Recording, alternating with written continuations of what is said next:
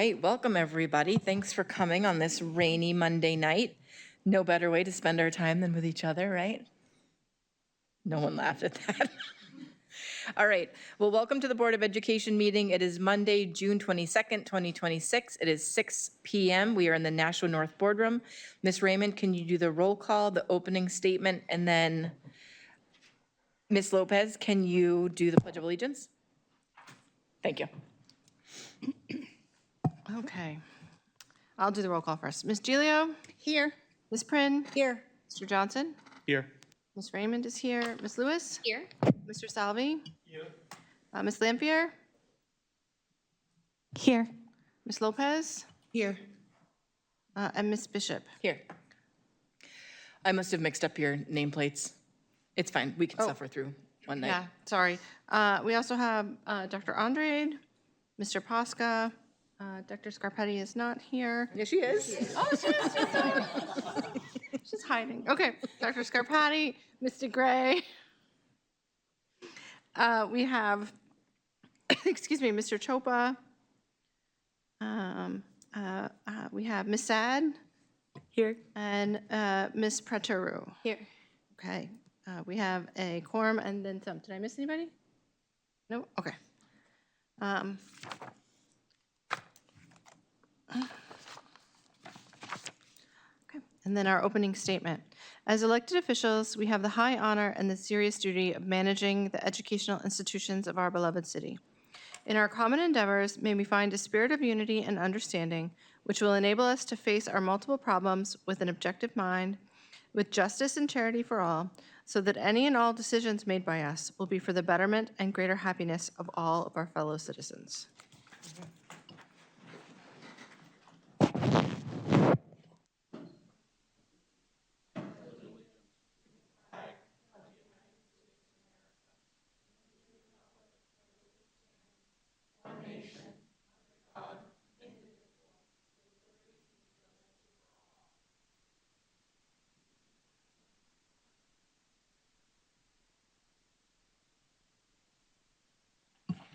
All right.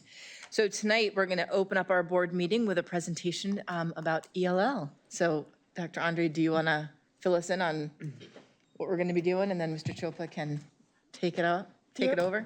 Yep. So over the last 4 years, we've been doing a lot of talking about where our ELL department, and most of the conversation was spurred on by the Department of Justice of the things that we weren't doing.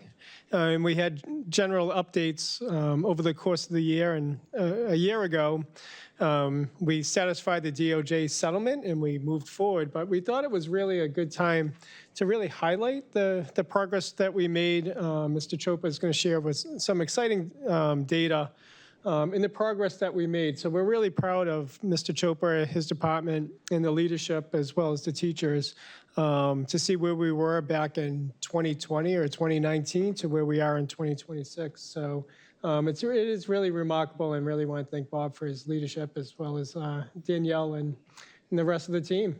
Yeah, thank you for having me. And I just want to say my admin team would have loved to be here tonight because some folks feeling under the weather, so flying solo. So as Dr. Andrade pointed out, we as an ELL department have been through quite an adventure over the last few years. But we're going to tonight just go through kind of an overview of some stuff, and we'll look at some of the progress we've made. So as a department, we have 2,081 students that are identified as English language learners.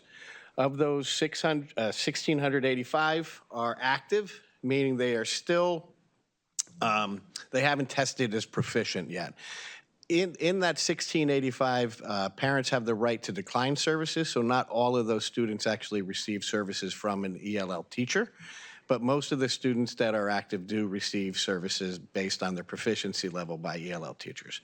The 396 students who are monitored are students who have tested as proficient, and then it's our obligation to monitor them for 4 years, which basically is like making sure they're making academic progress, and any issues that they're having academically are not related to language proficiency issues.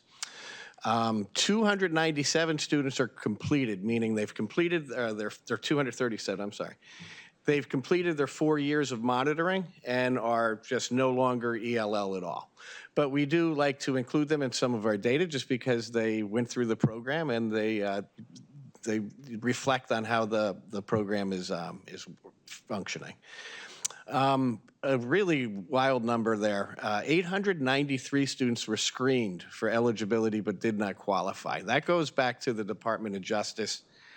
They felt like that we under-identified students, so they had us go through every cumulative folder in the entire school district and screen every student who had a language other than English on a form called the Home Language Survey. It was quite an undertaking. The reason that many students would be kind of DNQs, do not qualify, there's also so many different situations where parent speaks, grew up speaking whatever language, gets married, English is spoken in the home, but it's on the form, so we had to do the assessment. But that number there is really a testament to the amount of work that went into going through cumulative files, calling the parents, because we certainly didn't want to have the parents not be informed that their child was undergoing a screening. So we called every single one, let them know that this was happening, make sure that they were okay with it, and then actually did the screening. So that's a wild number right there. That was quite a time. New Hampshire is part of a consortium called WIDA, and there's 42 other states. We all kind of follow the same language proficiency outcomes that we're looking for. Different states have different criteria for testing out, but we're a part of that group and we benefit from them. So who our students are, we've got 48 languages spoken in the program. And you can see between, Spanish and Portuguese are our big hitters. The next highest is 2% Telugu speakers. So you could imagine if all the other languages are under 2%, the other 45 languages are pretty sparse. The students are from 63 different countries. If you take the United States, which is a 49%, and Puerto Rico, we're over 50%, almost 55% are American citizens. And then we've got 10% from Brazil and Dominican Republic. So that brings us, that's 75. So then the other countries, again, are smatterings. The proficiency levels of our students are 32% are considered newcomers and 23% are intermediates. As far as the guidance that we give the teachers and that we received from the Department of Justice, all students that fall within, if the parents accepted services, all students that range from 1.0 to 2.9 need to get 2 sessions of ELL a day, unless there's other considerations. But for the most part, they're 2. The students ranging from 3.0 to 4.4 require just 1 session of ELL, whatever that is at the different levels, as far as elementary, middle, and high. And 4.5 is our test out. Like I said earlier, I think, different states have different tests out. I think Massachusetts is a little lower, and I think Vermont's a little higher. So each state was able to choose what they felt was appropriate for proficiency. This is our growth chart, which I always do have to point out. I was here in 2000 and that 2001 year, so I've seen this growth through the years, which has been quite amazing. So back in my day, there was 14 of us as teachers, and we're up to 58 this year. And you can just follow the progression as the number of students has risen, the investment that the school district has placed into the ELO program has tracked that. The Department of Justice came to our door in 2019, and things were pretty quiet because of they gave us they came and did an investigation. Things went cold during the pandemic, and then I think the agreement was signed in 21. So you can see the investment starting in earnest right there. So here is our staffing. over the course of and again, this illustrates the investment that the district has placed in. And on the right side is the growth that we've made as a department as far as the numbers of students testing out as proficient on each of the last sessions of the access test. I didn't mention, but the access test is the test that is used to determine if the proficiency or whatever it gives us a score of where they land on the proficiency. So we've seen some growth. This is something to be very proud of here. We've the last 4 years, we've increased the number of students testing as proficient. And again, if you look on the left, the staffing number, we can see that the investment that the school district has placed into the program, which is a hearty thank you from all of us in the ELL department. I just want to make note, the 11.4% this year, where the state of New Hampshire is looking at, or actually the whole WIDA consortium is undergoing a standard setting.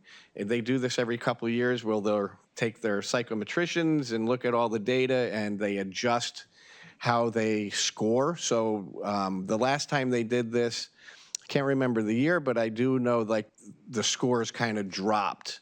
So like, let's say a student getting a 4 this year, then this is only a possibility. We don't know 100%, but we are anticipating that to kind of tighten the screws a little bit and get a little bit more stringent.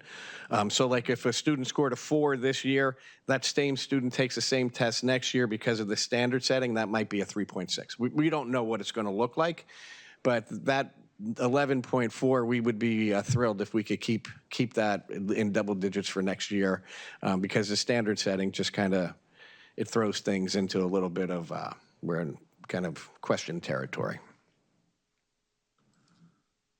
I really like this one here. Of course, it reflects changing demographics, but the great thing is our students are graduating. So we're really proud of this, and I feel like, I sent out an email to all the teachers and principals this week. I just think this is a great accomplishment for the entire department.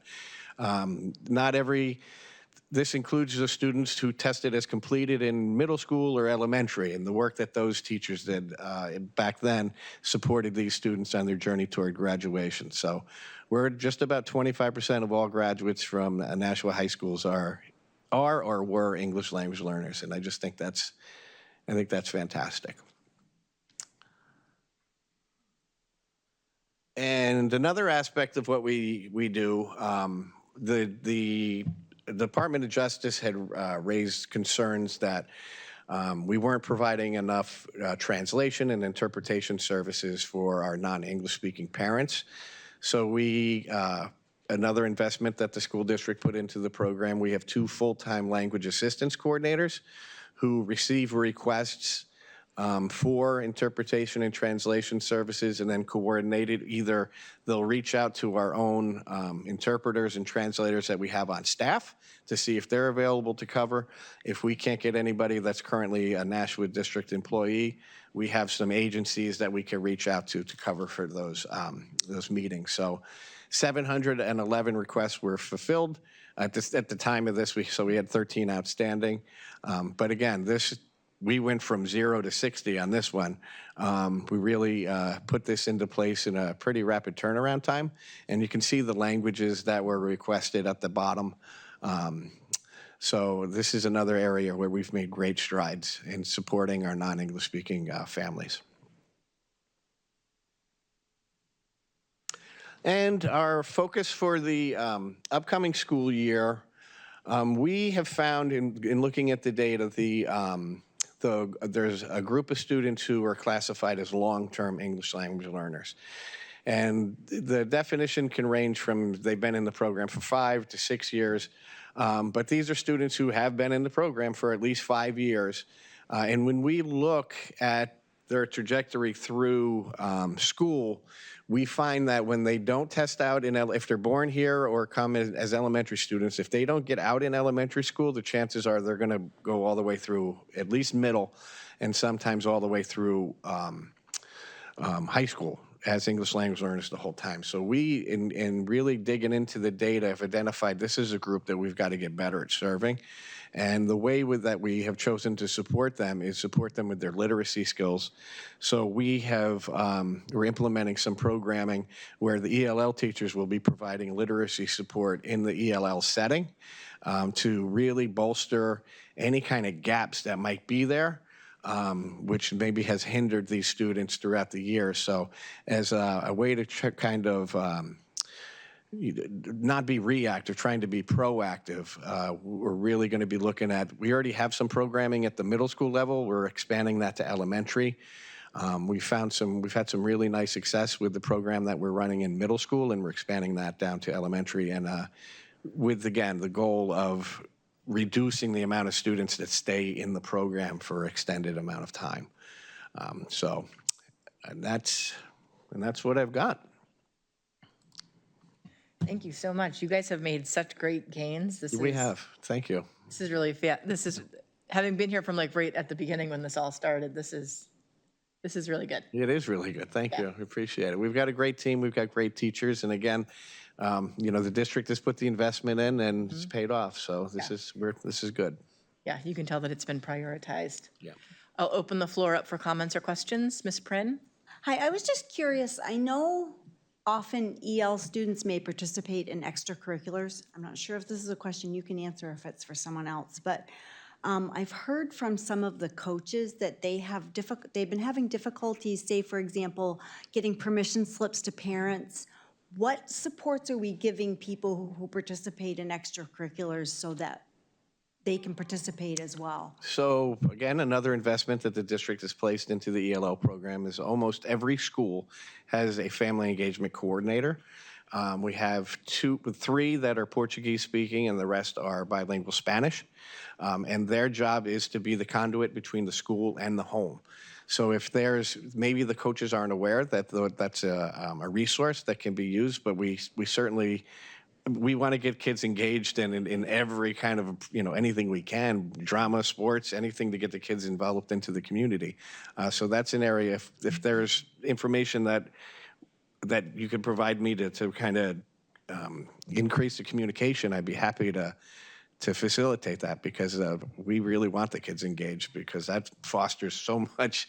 The language development alone, just being around, you're interested in the same thing and you're around kids that are, like mind.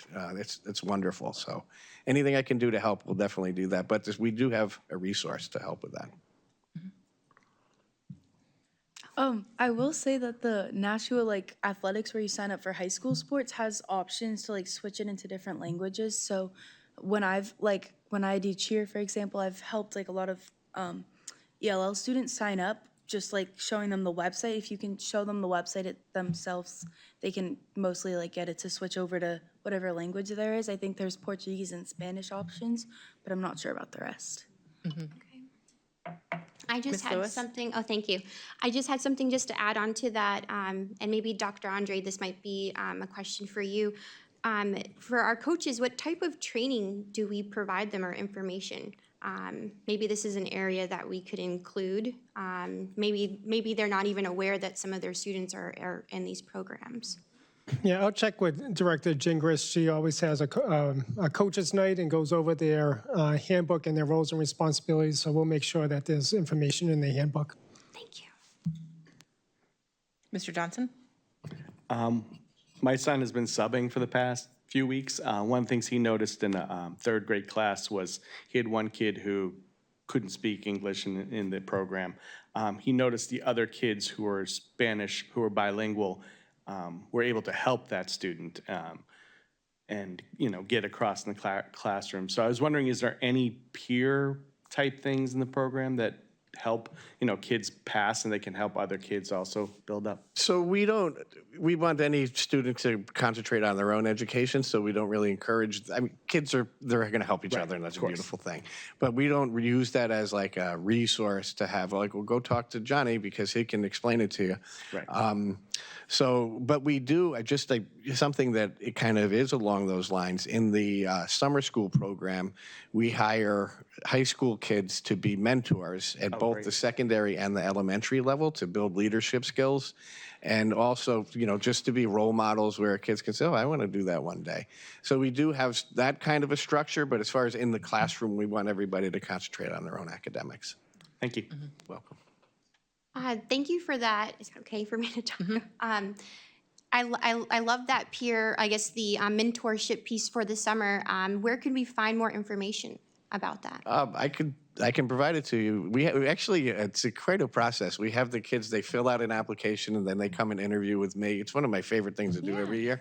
And then we just, tell them, listen, this is what life is like. You're going to have to interview. This is a skill you're going to need. We're all friends here, and just, have a good time with it. So we hired, I think we've got 3 at the secondary level, and I think we have 3 volunteers, or kids who are actually too young to receive payment for it, but they want to do it anyway. Yeah. And I know we have at least 1 at the elementary level. Okay. Yeah, Thank you. but I can get you any information Wonderful. on that. Yeah, thank you. You're welcome. Any other comments or questions? Yeah, couple of Mr. Salvi? questions. Thank you for showing all those details. It's certainly encouraging.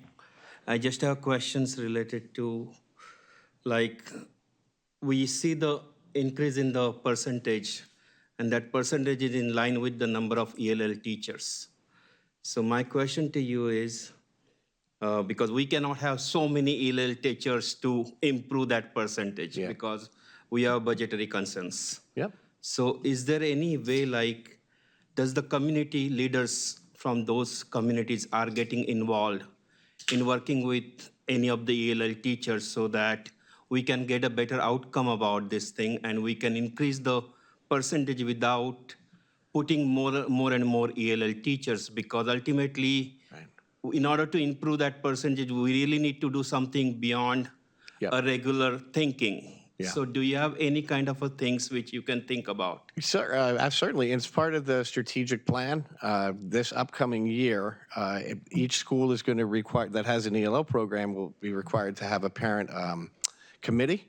So I think that'll be an area where we can make these connections to get the, more engaged with the community and figure out if there's support beyond the school day or what parents can do to help their students. So that's going to be an area where it can bolster up the work that our department does with our families. Okay, just a follow-up, can I ask? Yeah. So do you have any kind of numbers in place for next 3 years to improve that percentage without increasing the ELL teachers? Well, yeah, I mean, the plan that we have to increase the percentage is we continue to work on our curriculum to ensure that we're delivering what our students need. It's measuring where our students are and then providing them with what they need. So the area to increase kids testing as proficient, we're putting our energy into curriculum work. As far as hiring more teachers, for us, I had mentioned earlier in the presentation, the students who are at level 1 and 2 need to have 2 either classes or whatever it is a day of ELL services. We just try to abide by that. So if we have more students that rise up out of that level 1 and 2 level where they only need 1 class of ELL a day, that will help mitigate the need for more teachers. So as our instruction improves, we can get the kids' proficiency levels up and they won't require as much services from the teachers. So we're hoping we can, of course we understand there's a limit to how many teachers we can have, and that's the direction that we're heading, we're taking. Ms. Lampier? Hi, Mr. Chopra. Thanks for being here today. Thanks for having me. I just was wondering, you talked about long-term English learners. Do you have any idea what percentage of our kids, or maybe the number, who are long-term language learners? And if you don't even have that information today, is it something that we could start to keep track of so we can see it change over the next couple of years, hopefully? I do have the information. I just don't have it broken out by percentage-wise, but I do have the numbers. Like I said, this has been something I've been digging into. Actually, today was just looking at how many of them, the long-term, how many of them graduated that were 12th graders that had been in the program for more than 5 years. And I'm happy to say in each school, every single long-term student did graduate. Oh, that's great. Except for 1 in each school, right? So, which is wonderful. But as far as if you wanted to dig into them, I can get the numbers to you for the different levels. I only did middle and high school but elementary, normally it's, they're long-term once they get out of elementary is what we're saying. Yeah. And yes, so that's something I can easily provide you with. Oh, that's great. It'd be wonderful. And like, maybe when you do this presentation every year, maybe include that in the presentation would be Thank you. great. Thanks for the, And I also wanted to ask one other thing, which is whenever you come and present, I always wonder how we help the kids who are in language groups that we don't have many of them. We don't have teachers.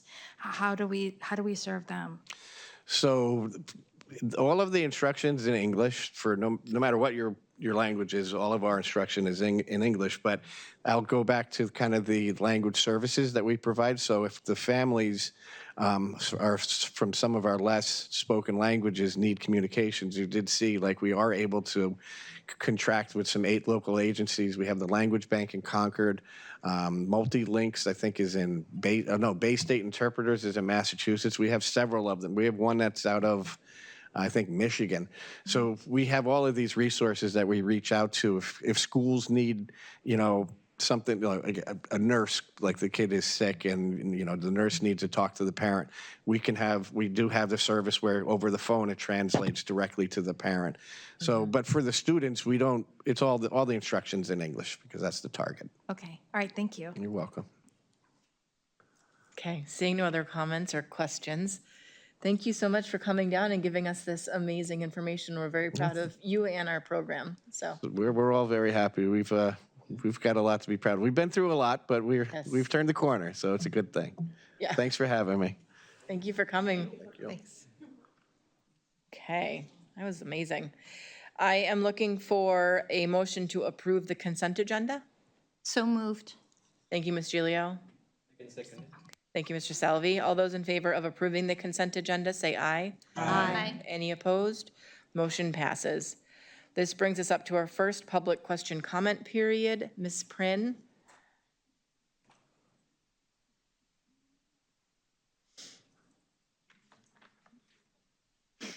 Thank you. Oh, it's a long list, man. Gary Hoffman, come on down. It's my Price is Right. Nobody ever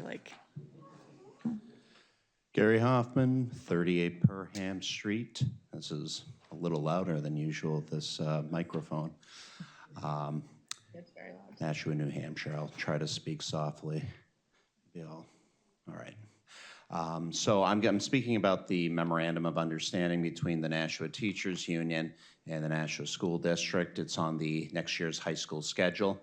I think this is the most important thing that you're going to be voting on tonight.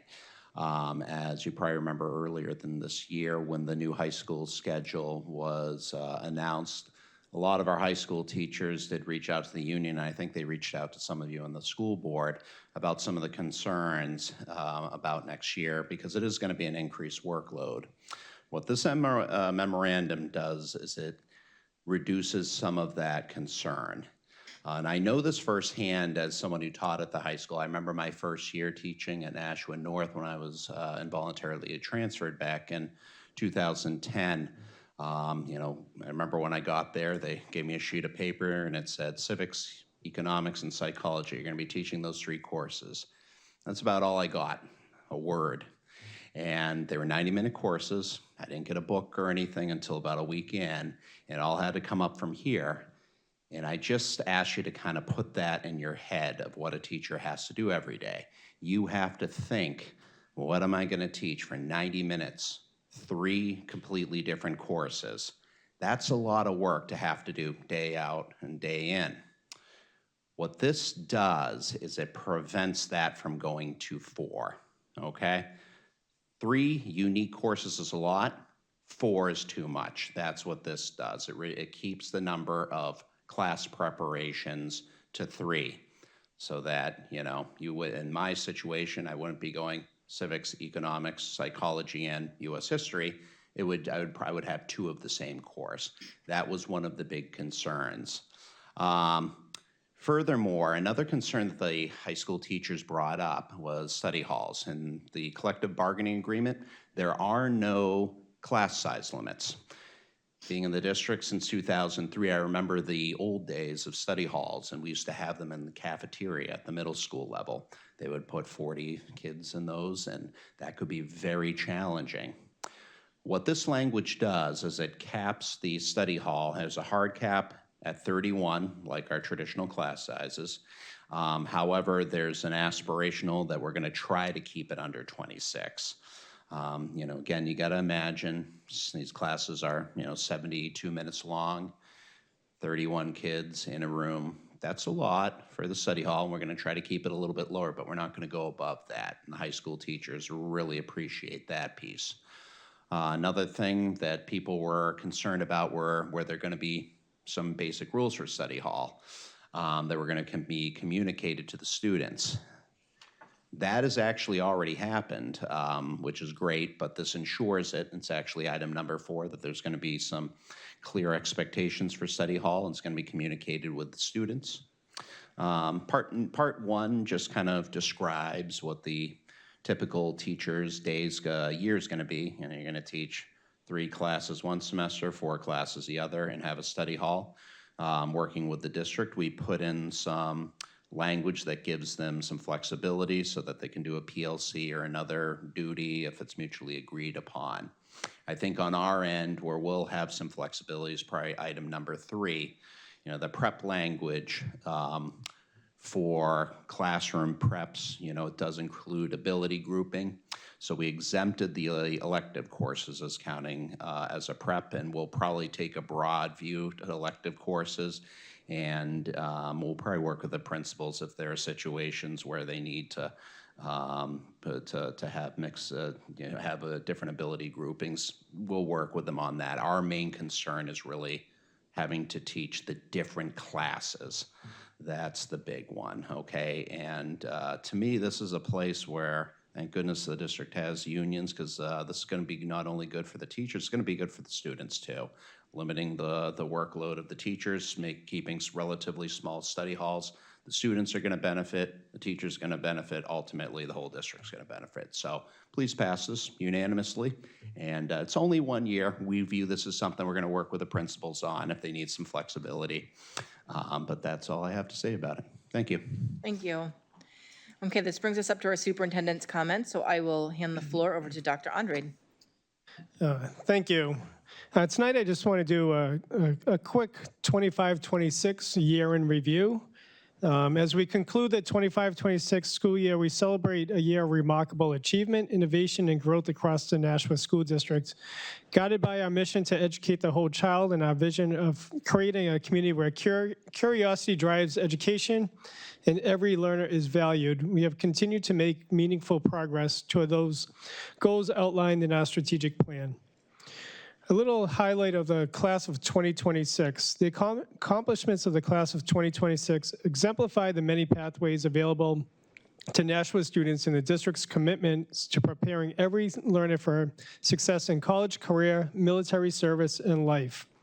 More than 800 students earned diplomas through the Nashua High School North and South. 108 Nashua North and South graduates earned the New Hampshire Scholar Recognition. 488 graduates plan to continue their education through 2- and 4-year colleges and universities. Breaking that down a little bit, 229 graduates will enter the workforce, and 24 graduates are committed to the military service. Out of the 488 students, 354 students will be attending a 4-year college, and 134 students will be attending a 2-year college. Some of those colleges and universities include highly selective and nationally recognized universities such as Harvard, Brown, Boston College, Boston University, Northeastern, Middlebury College, Hamilton College, and Trinity College. Premier STEM institutions, MIT, RPI, WPI, Rochester Institute of Technology, Purdue, and Virginia Tech. Prestigious arts, music, and specialized program, Eastman School of Music, which is one of the nation's premier Institutions, the Bard College of Conservatory of Music, Everson College, Maine College of Art and Design, major flagships and national research universities, University of Maryland, University of Washington, University of Connecticut, University of Mass at Amherst, Rutgers University, Indiana University, North Carolina State, University of Pittsburgh, Syracuse University, Colorado State, and the University of Tennessee. As mentioned above, the members of the class of 2026 will attend a diverse array of colleges and universities across the country. These destinations reflect the academic achievement, talent, and preparedness of the Nashua students as they pursue opportunities across the nation.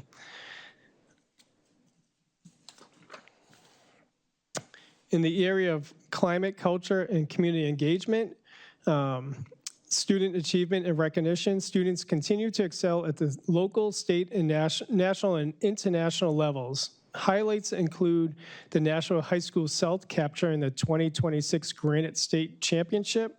Nashua students earn recognition through merit scholarships, national merit scholarships, DECA International Competition, the Air Force JROTC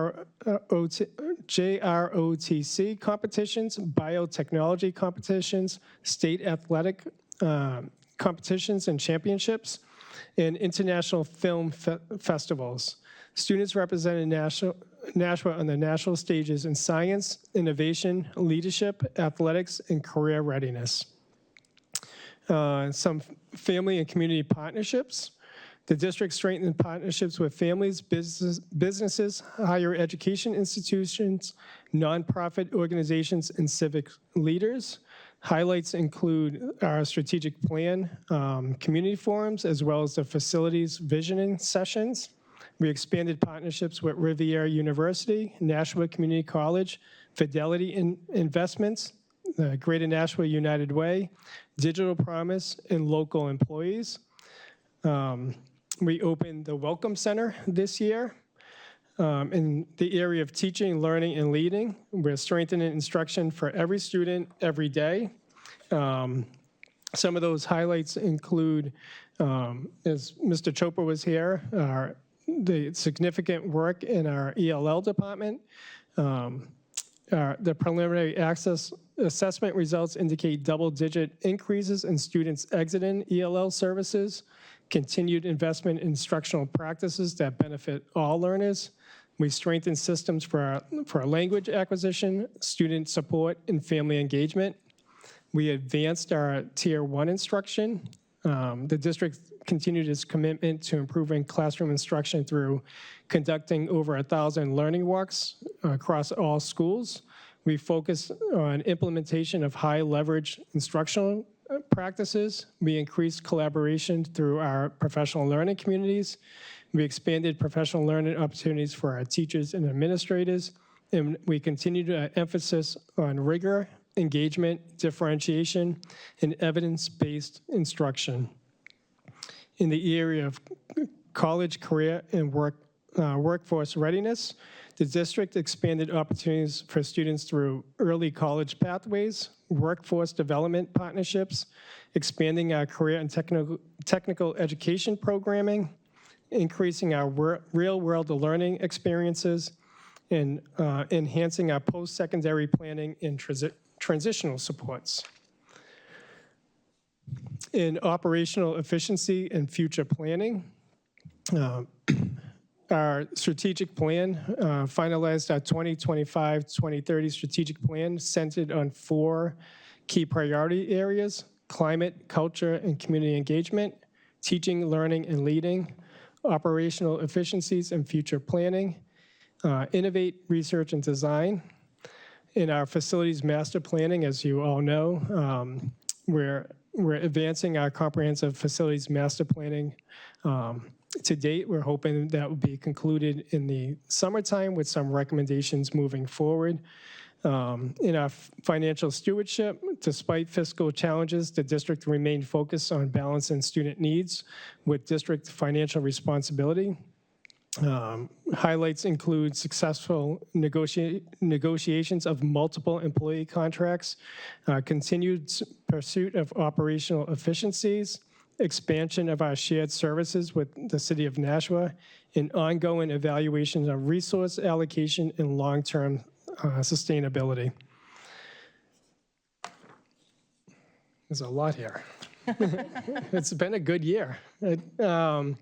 In our area of innovate, research, and design, we have been increasing our research around AI and organizational learning.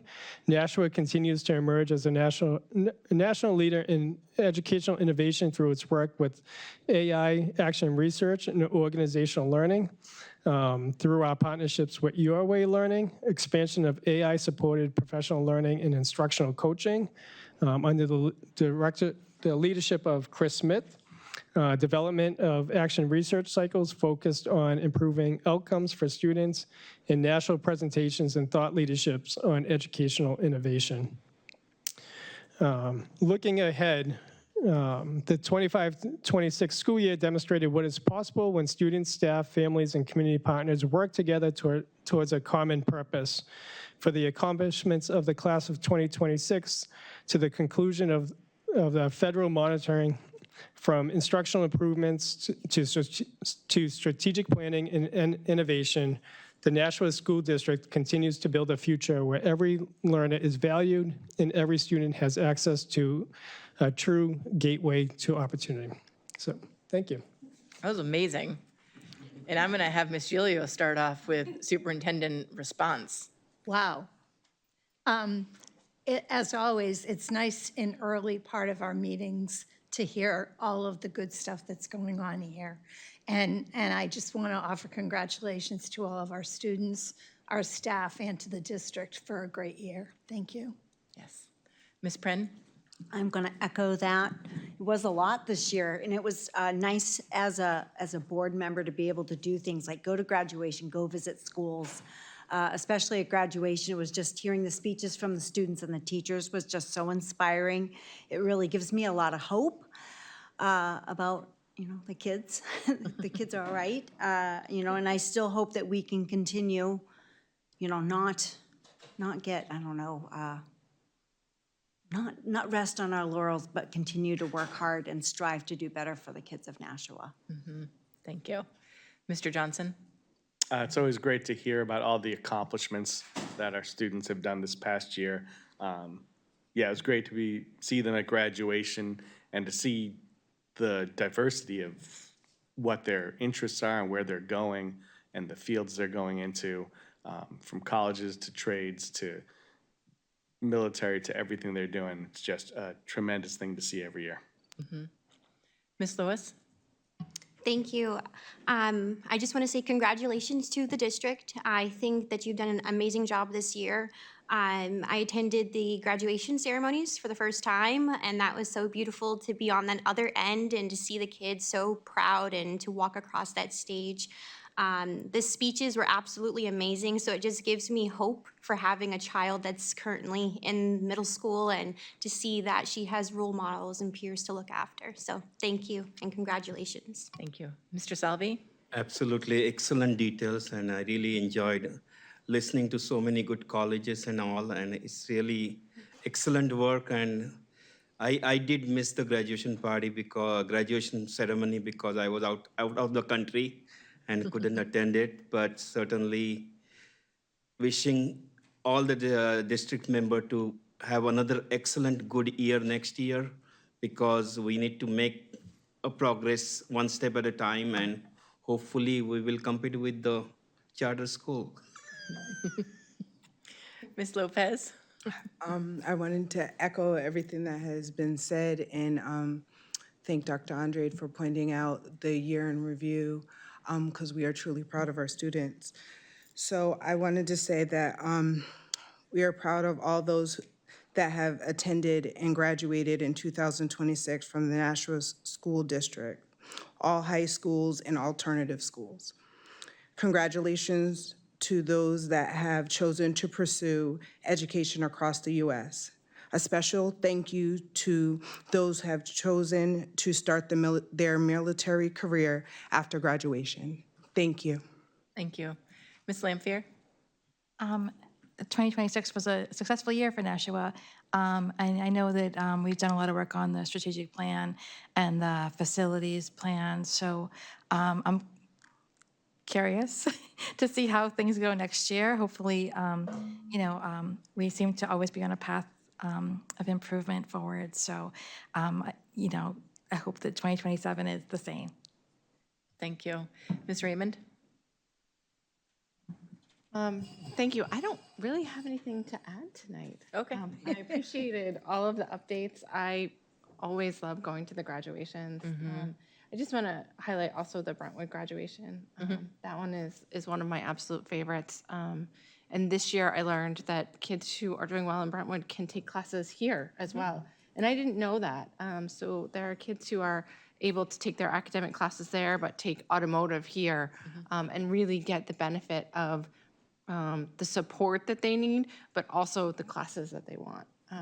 So I just feel like I have to highlight that for the community all the time now, because it was really cool. Yeah. Yeah, just congratulations. That was a lot of hard work.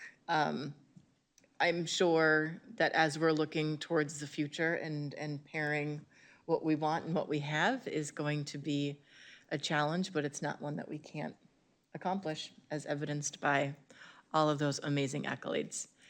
So now I will turn this over to the student board members. I don't know whose turn it is, so just shout out who's going to go first. Okay, well, we finished our finals today. Yay! And you're here. I'm here. Some of the Nashua North track team went to New Balance Nationals, and a freshman, Abby Acevedo, got second in high jump. Oh, wow. So that was exciting for her. That's all I got. Wow. Leaps and bounds. I don't really have much to add, but we're both just really happy that the school year is kind of over. But yeah, that's about it. And we're excited for summer. You guys deserve a good summer. And I'm excited to hear your input next year when we have all the new schedule and looking forward. I did have a to your meeting input. about it, but Sanvi said she didn't have a meeting at her school about it. But Mr. Hoffman was talking about the meeting with the school. Yeah, I went to that we though, didn't- during E-Block. Nashua South did not get one. And I hope we do at the beginning of the year. I think that would be helpful for a lot of students who are really nervous and curious about this change. Okay. Can I ask? Yes. Ms. Sad, what did they say at your meeting? A Good lot luck. of things. It's getting very more strict about the phone rule. So the school got a bunch of lock boxes, and they've been in the classroom, but like no one really implemented them this year because it was kind of the end of the year and like they didn't. I don't know, but they're gonna hang them up on all the walls, and you have to put your phone in, and you can't get it even if you have like lunch in the middle of your block. You can't get it during your lunch, and that kind of thing. They said the 5-block schedule, all clubs will have to run after school, which that was, I don't know, I feel like that's interesting because that will have some conflict, so I'm wondering if that will end up changing. And they said that study halls will be, you can't like leave the room unless like you have a pass from like another teacher saying you can go to the room to like make up a test, but you can't like switch into your friends like what E-Block is right now. And study hall will be like quiet but not silent, but if you're working on like group work, you can be whispering, is what they said. Wow. Sounds like 1995 all over again. It really does. All right. All right, well, let's be cautiously optimistic. Good attitudes can right ships. It's gonna feel fast because it's only 70 minutes. Mike. So it's gonna feel like Mike. middle school, and I can't hear you. It's gonna be fast because it's gonna be 70 minutes instead of 90, so it's gonna feel better, I think. And also, the other thing is lunches are getting moved later in the day to 4th period instead of our 3rd period. But still, we'll still have 4 like lunch blocks. Yeah. That might be the worst of it all. Well, thank you for those updates. You're definitely going to be our peek into the real world because from up on our perch, we don't see really what's happening. So We look forward to getting updates from you. Okay, this brings us up to Committee on Finance and Operations, which I was able to go to. We had the most fun ever. You guys missed the best party of the week. So Yeah, I will, thank you for coming, Ms. Bishop. hey, I literally had nothing else to do. I'll hand the floor over to you, Ms. Lampier. Okay, there's a lot of motions, but before I start, I recall that the one on curriculum, I think there was an error in the amount. So is it 48 cents for the Wilson Foundation? Yes, it is. Okay, good. I just don't want to have to read it again. Thank you. Okay, so my first motion is to approve a district-wide integrated pest management contract with Pest and Exterminators of Plastow, New Hampshire, in the annual amount of $40,764. This contract will increase 2% per annum for fiscal years 2 through 5, and funding will come from the Plant Operations Contract Services account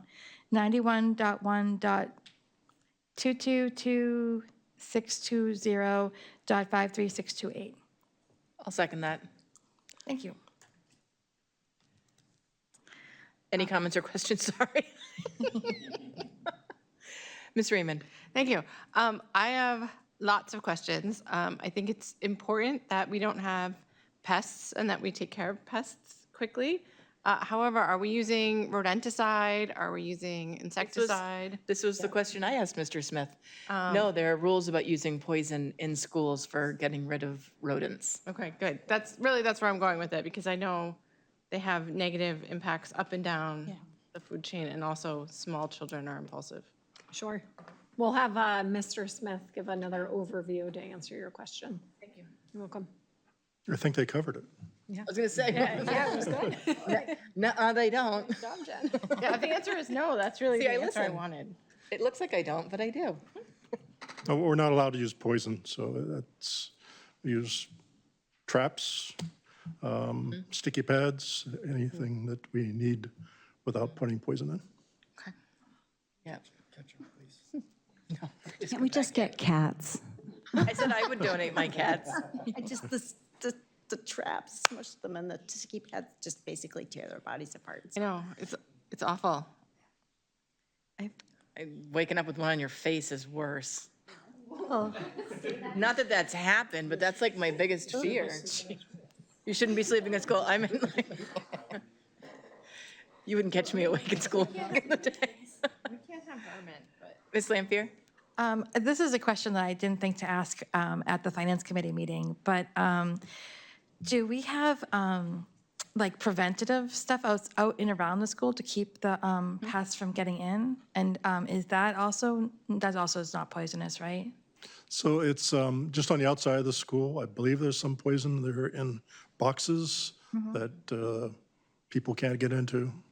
And it's a trap. I mean, it's to keep vermin from getting into the school itself. Yeah, I would We only think, put them in the schools that show that they have an issue. So you'll go around a lot of schools, you won't see the little black boxes, but a number of them do. oh yeah, I've seen those around in different places, not in schools, but in like public places. All right, that's good. I mean, keeping them out of the schools in the first place is the best way to prevent any issues, right? Okay, any other comments or questions? Ms. Gilio? I just want to say that I'm unable to shut off my microphone, so I will be very quiet unless I really want everyone to hear what I say. Okay, Not working to shut off tonight. okay. You're going to be quiet as a mouse? Unless someone tries to trap me. I think it's a problem, guys, how much. You're how much I welcome say. anytime at Finance and Ops. I'll come.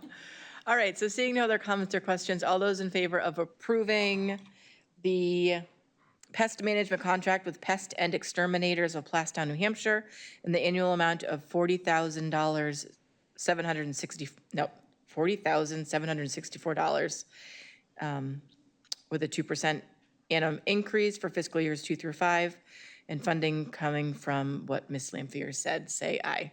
Aye. Any opposed? Motion passes.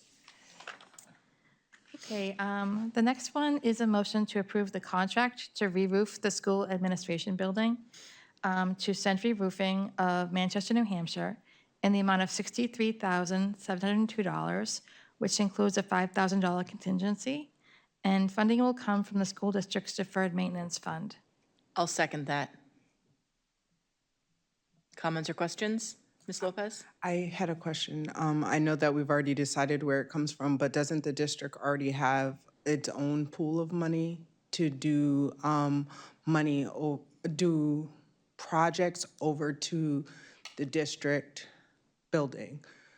I remember we pulled out some money out of that for like the accordion things or whatever. It's something that was totally set aside just for that building. So I was wondering, I think you're potentially referring to, there was some funds that were set into a trust fund for some of the additional work that needed to be done inside of district office. But this is truly replacing the roof. So this is coming out of the deferred maintenance bucket. Any other comments? No? Okay. Ms. Gilio? I just have a question. If they're redoing the roof at central office, will there be solar panels installed, or is it not a good location for that? That is our plan, to eventually have solar panels on it. Thank you. Any other comments or questions? Seeing none, all those in favor of approving the contract to re-roof the school administration building to Century Roofing of Manchester, New Hampshire in the amount of $63,702, which includes a $5,000 contingency. Funds coming from the school district's deferred maintenance fund, say aye. Aye. Any opposed? Any opposed? Ms. Lopez opposes. Okay, motion passes. Raise the roof. Okay.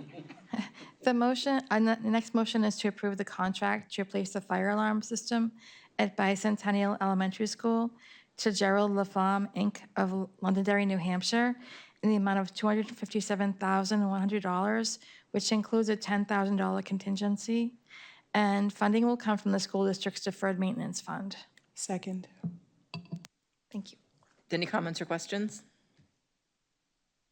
Seeing none, all those in favor of approving the contract to replace the fire alarm system at Bicentennial Elementary to Gerald Laflamme, Inc. of Londonderry, New Hampshire, in the amount of $257,100, which includes a $10,000 contingency, the funding coming from the school district's deferred maintenance fund, say aye. Aye. Aye. Any opposed? Motion passes. I'm sorry, I meant to ask a question. I was going to vote for it anyways, but will this be done before school starts? Yes. Okay. Back to you, Ms. Lampier. Okay, let's see, the next one is a motion to approve a contract with Control Technologies of Manchester, New Hampshire, to convert HVAC controls to CTI in the amount of $78,000. Funding will come from plant operations account 91.1.222620.54243, HVAC maintenance. I'll second that. Any comments or questions? I'm sorry, I didn't watch this meeting. What does that mean? So we've had I'm not going to mention vendors' names because I don't want to. Is CTI the new vendor? CTI is our current vendor. They're probably in 3/4 of our buildings so far. Okay. And there's a few buildings that the other company is in. We haven't particularly been happy with them. They're also no longer supporting the system they installed. Oh. There's always a red flag for me. So we've worked with CTI quite a bit, and we've had good experiences with them. Okay. Thank you. Any other comments or questions? Mr. Johnson? How many buildings is this? This one is just for one building. Oh. It's converting to Bicentennial. Okay, thank you. Okay, seeing no other questions, all those in favor of approving the contract approve the contract with Control Technologies of Manchester to convert the HVAC controls to CTI in the amount of $78,000. Funding coming from plant operations, say aye. Aye. Aye. Any opposed? Motion passes. Okay, the next one is a technology motion. It's a motion to approve the purchase of 50 ClearTouch interactive panels from Pro AV Systems of Chelmsford, Mass, at a cost not to exceed $195,000. Funds are available in account 91.1.992225.71221, computer equipment for fiscal year '27. I'll second. Thank you. And that's Mr. Miservich, who's helping us now with our technology stuff. And I rewatched the Finance Committee meeting the other day, and I realized I didn't thank you for coming. So thank you so much for coming, and thank you for being here tonight. No problem. Glad to be here. Any comments or questions? Come on, just one. He came all the way over here. Mr. Johnson? I'll just ask the same question. So these are 50 clear touch pads. What schools are they going into? They are going into 14 locations that Dr. Scapati identified for the elementary, and then one will be going to IT for training and testing, so we don't disrupt classroom time. And the remainder will be going to the two middle schools, Fairgrounds and Pennachuck, since McCarthy already is outfitted completely. Thank you. Ms. Lewis, Ms. Prin, and then Ms. Raymond. I was just going to add on to your comment. The 14, what are the classrooms? What's the school? Yeah, so all of the core classrooms at elementary were furnished this year at elementary. We're doing some additional rooms, so the two new STEAM classrooms will both get one at Fairgrounds, one at Bicentennial. Any intensive needs classrooms that don't currently have one will get one. Any libraries that don't currently have one will get them. I believe that might be as far as we got on the list, because we also wanted to make sure we could start doing the core classrooms at middle school. Gotcha, thank you. Just to clarify my question, I was just curious of like the equity behind like the schools. So do you have the actual schools? I do. It is really specific to those programs, though. So, Okay. for example, the STEAM is one's Fairgrounds Elementary, Thank one's you. Bicentennial. The intensive needs classrooms that will be 4 at Broad Street, 2 at Main Dunstable. I think Charlotte was all set. 2 at Bicentennial. And then the libraries, Amherst Street, Bicentennial, Fairgrounds, Mount Pleasant, and Sunset Heights were the ones that still needed that Thank you to so complete much. that. You're welcome. Any other comments or, oh, Ms. Prin, then Ms. Raymond. I know I said this when we were going through the budget this year. I understand the need for new technology, but I would much rather have a teacher in a classroom than a touchscreen.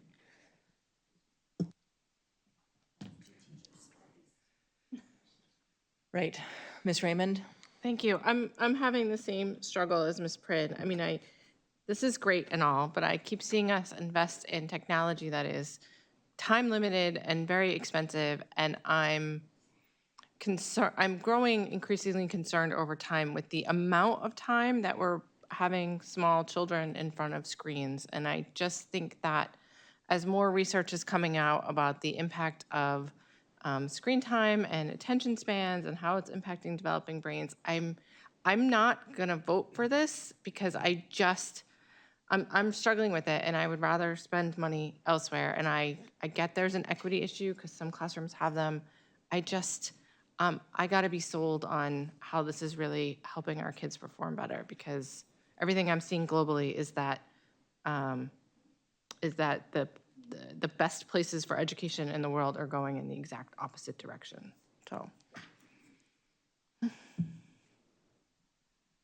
Okay. Any other comments or questions? Seeing none. All those in favor of approving the purchase of the 50 touchscreen interactive panels from Pro AV Systems of Chelmsford at a cost not to exceed $195,000, funding coming from the Computer Equipment for FY27 fund, say aye. Aye. Aye. Any opposed? No. Nay. Can I just get a hand so I can see? Okay. That's not, I went to go count my hand. I Okay, have, motion passes. I have Ms. Prin, myself, and Ms. Lopez. Yep.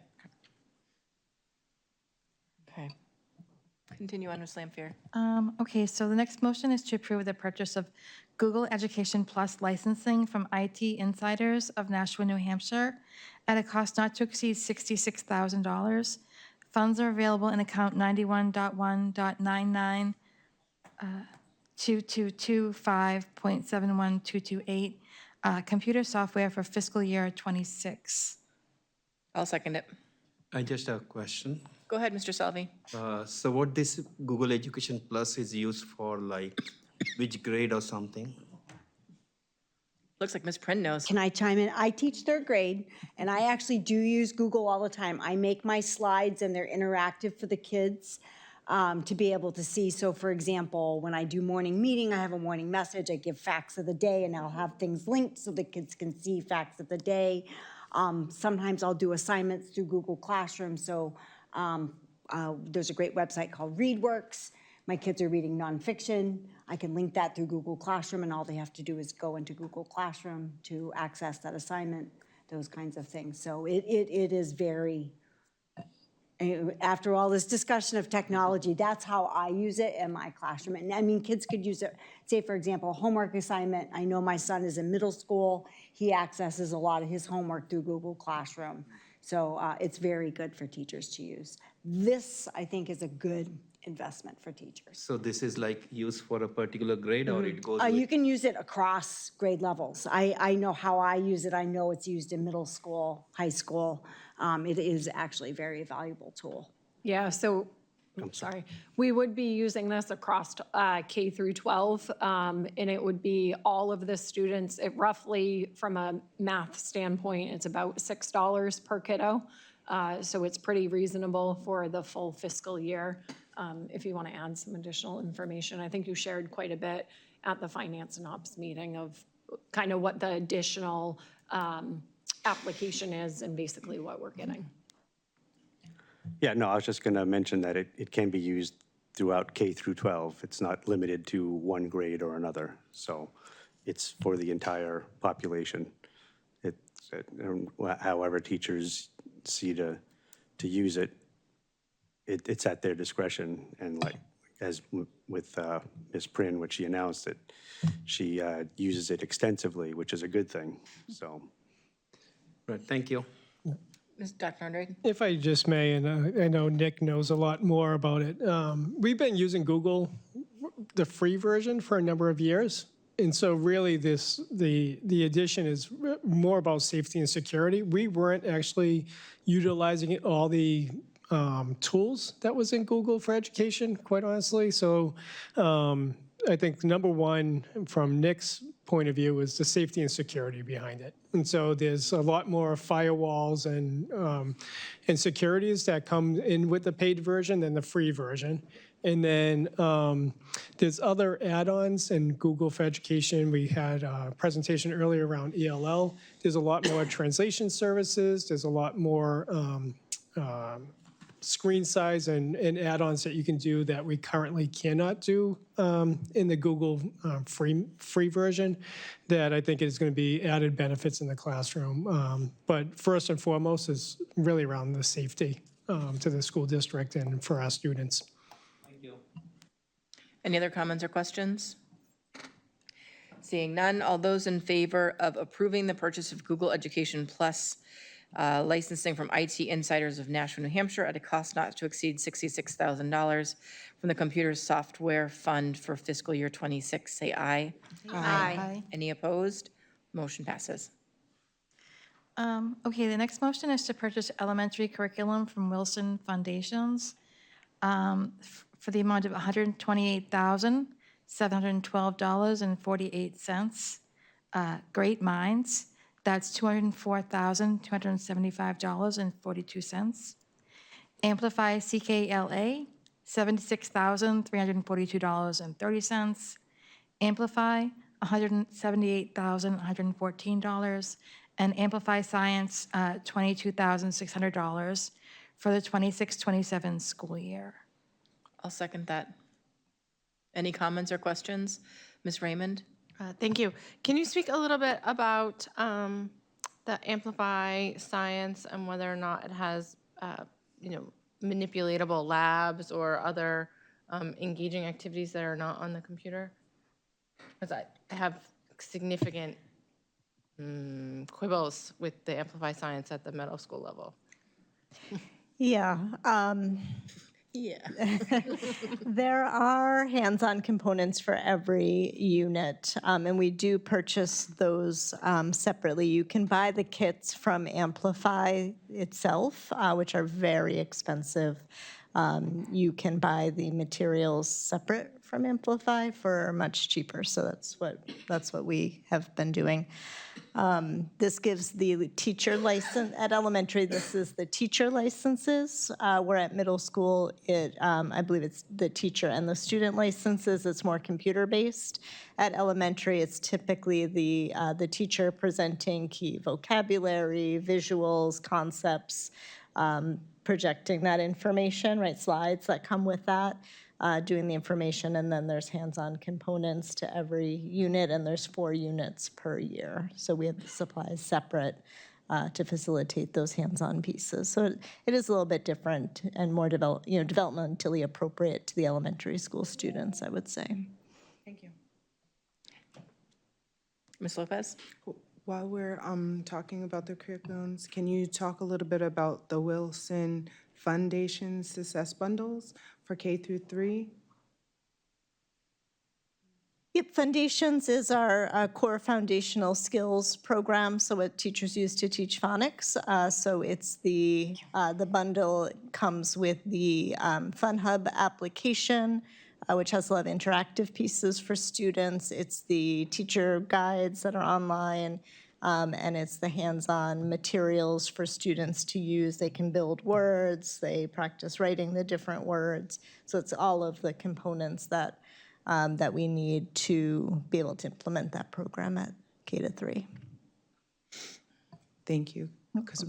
Can I follow? Go ahead. Because we had that amazing presentation in all the fun words and the POW and the power and all that kind of stuff. So I just wanted to highlight that we have been talking about this. And thank you.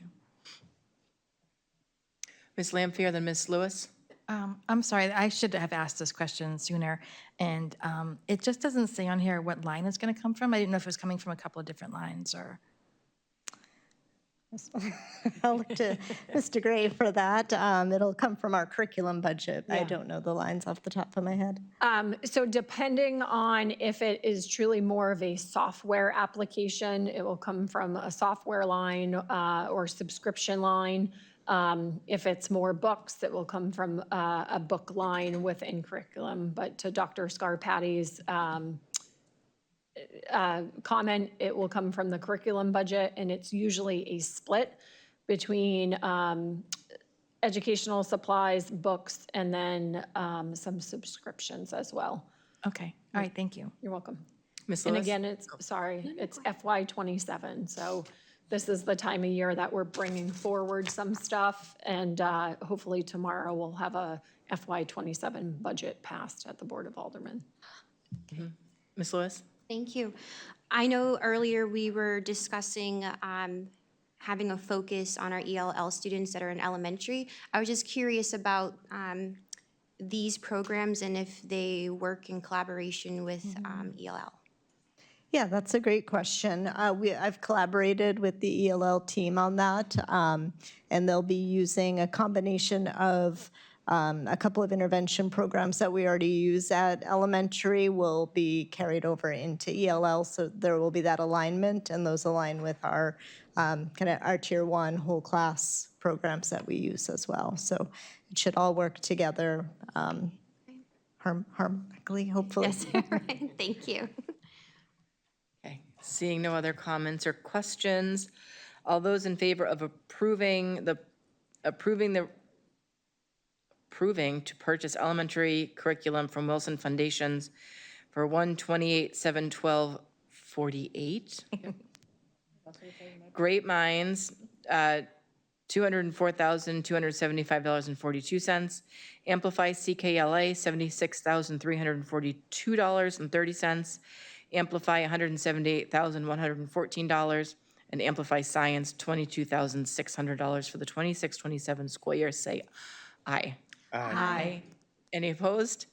Motion passes. I ran out of breath on that one. Yeah, it was a lot. It was a lot.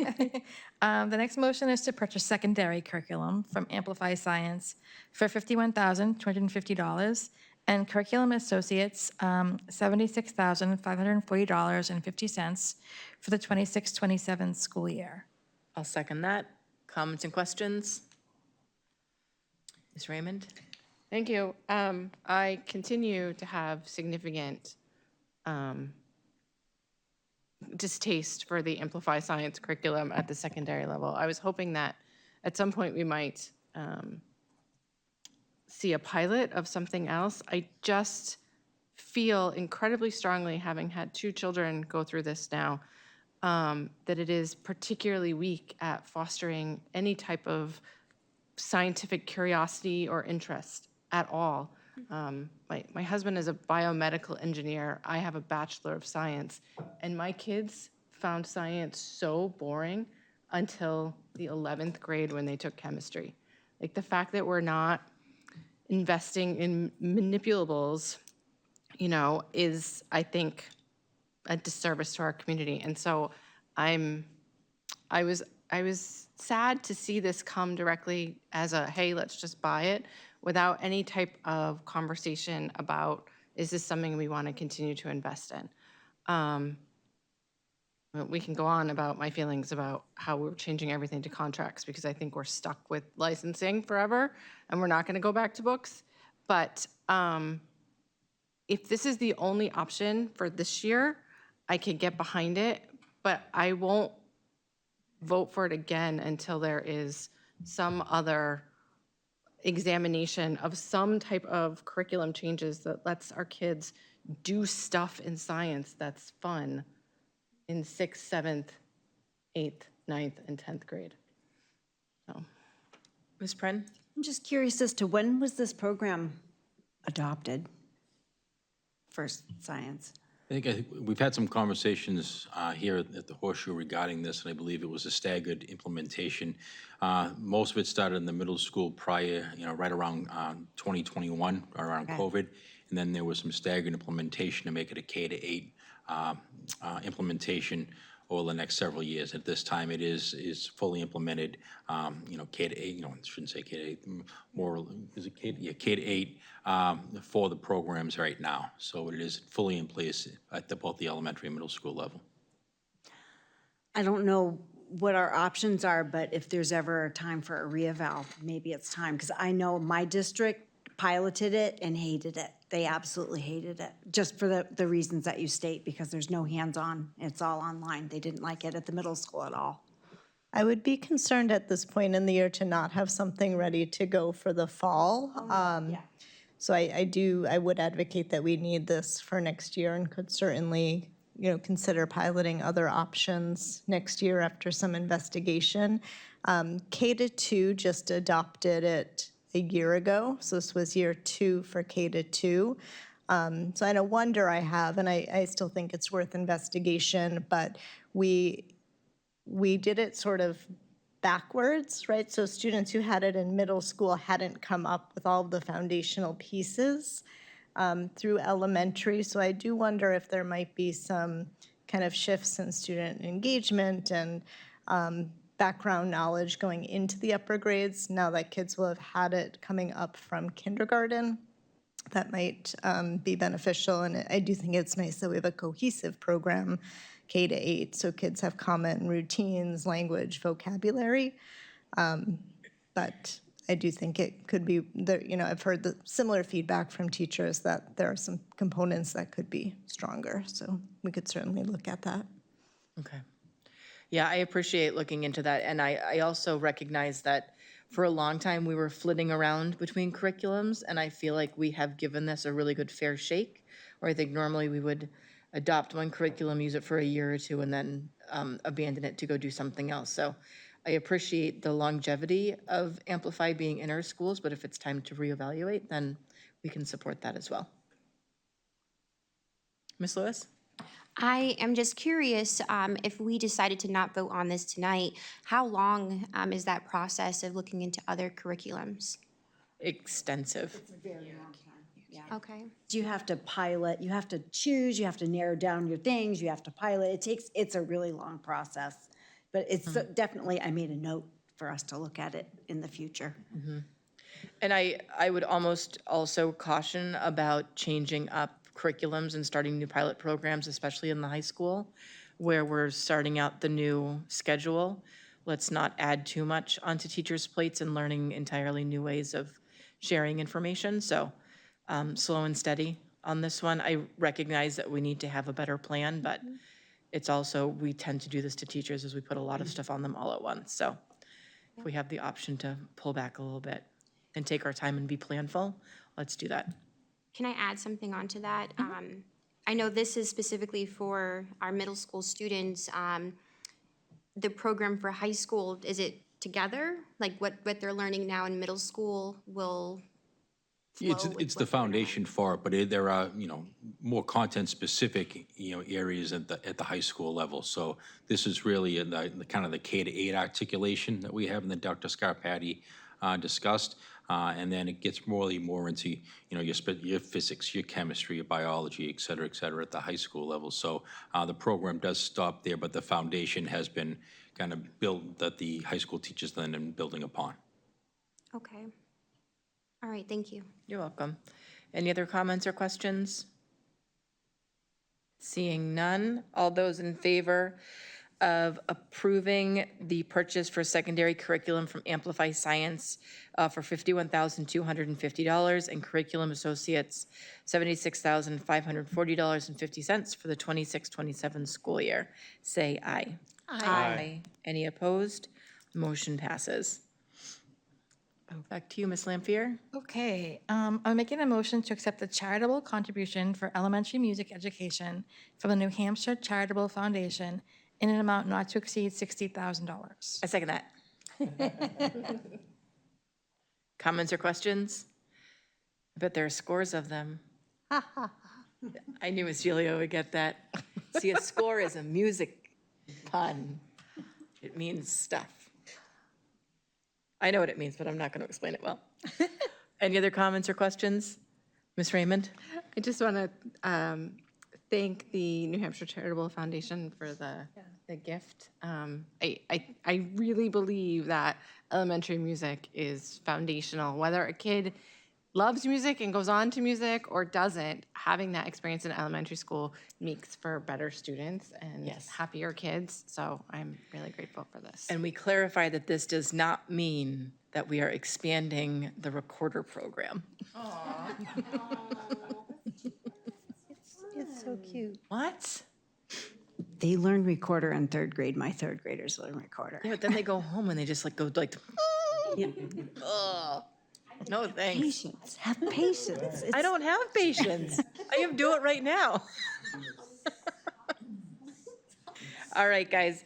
So all those in favor of accepting the charitable contribution for elementary education from the New Hampshire Charitable Foundation in an amount not to exceed $60,000, say aye. Aye. Any opposed? Motion passes. Who's in charge of writing the thank you letters again? I think it's Shawanda. Can you write a thank you letter to the Charitable Foundation for this? Yes, I can. Thank you so much. Thank you.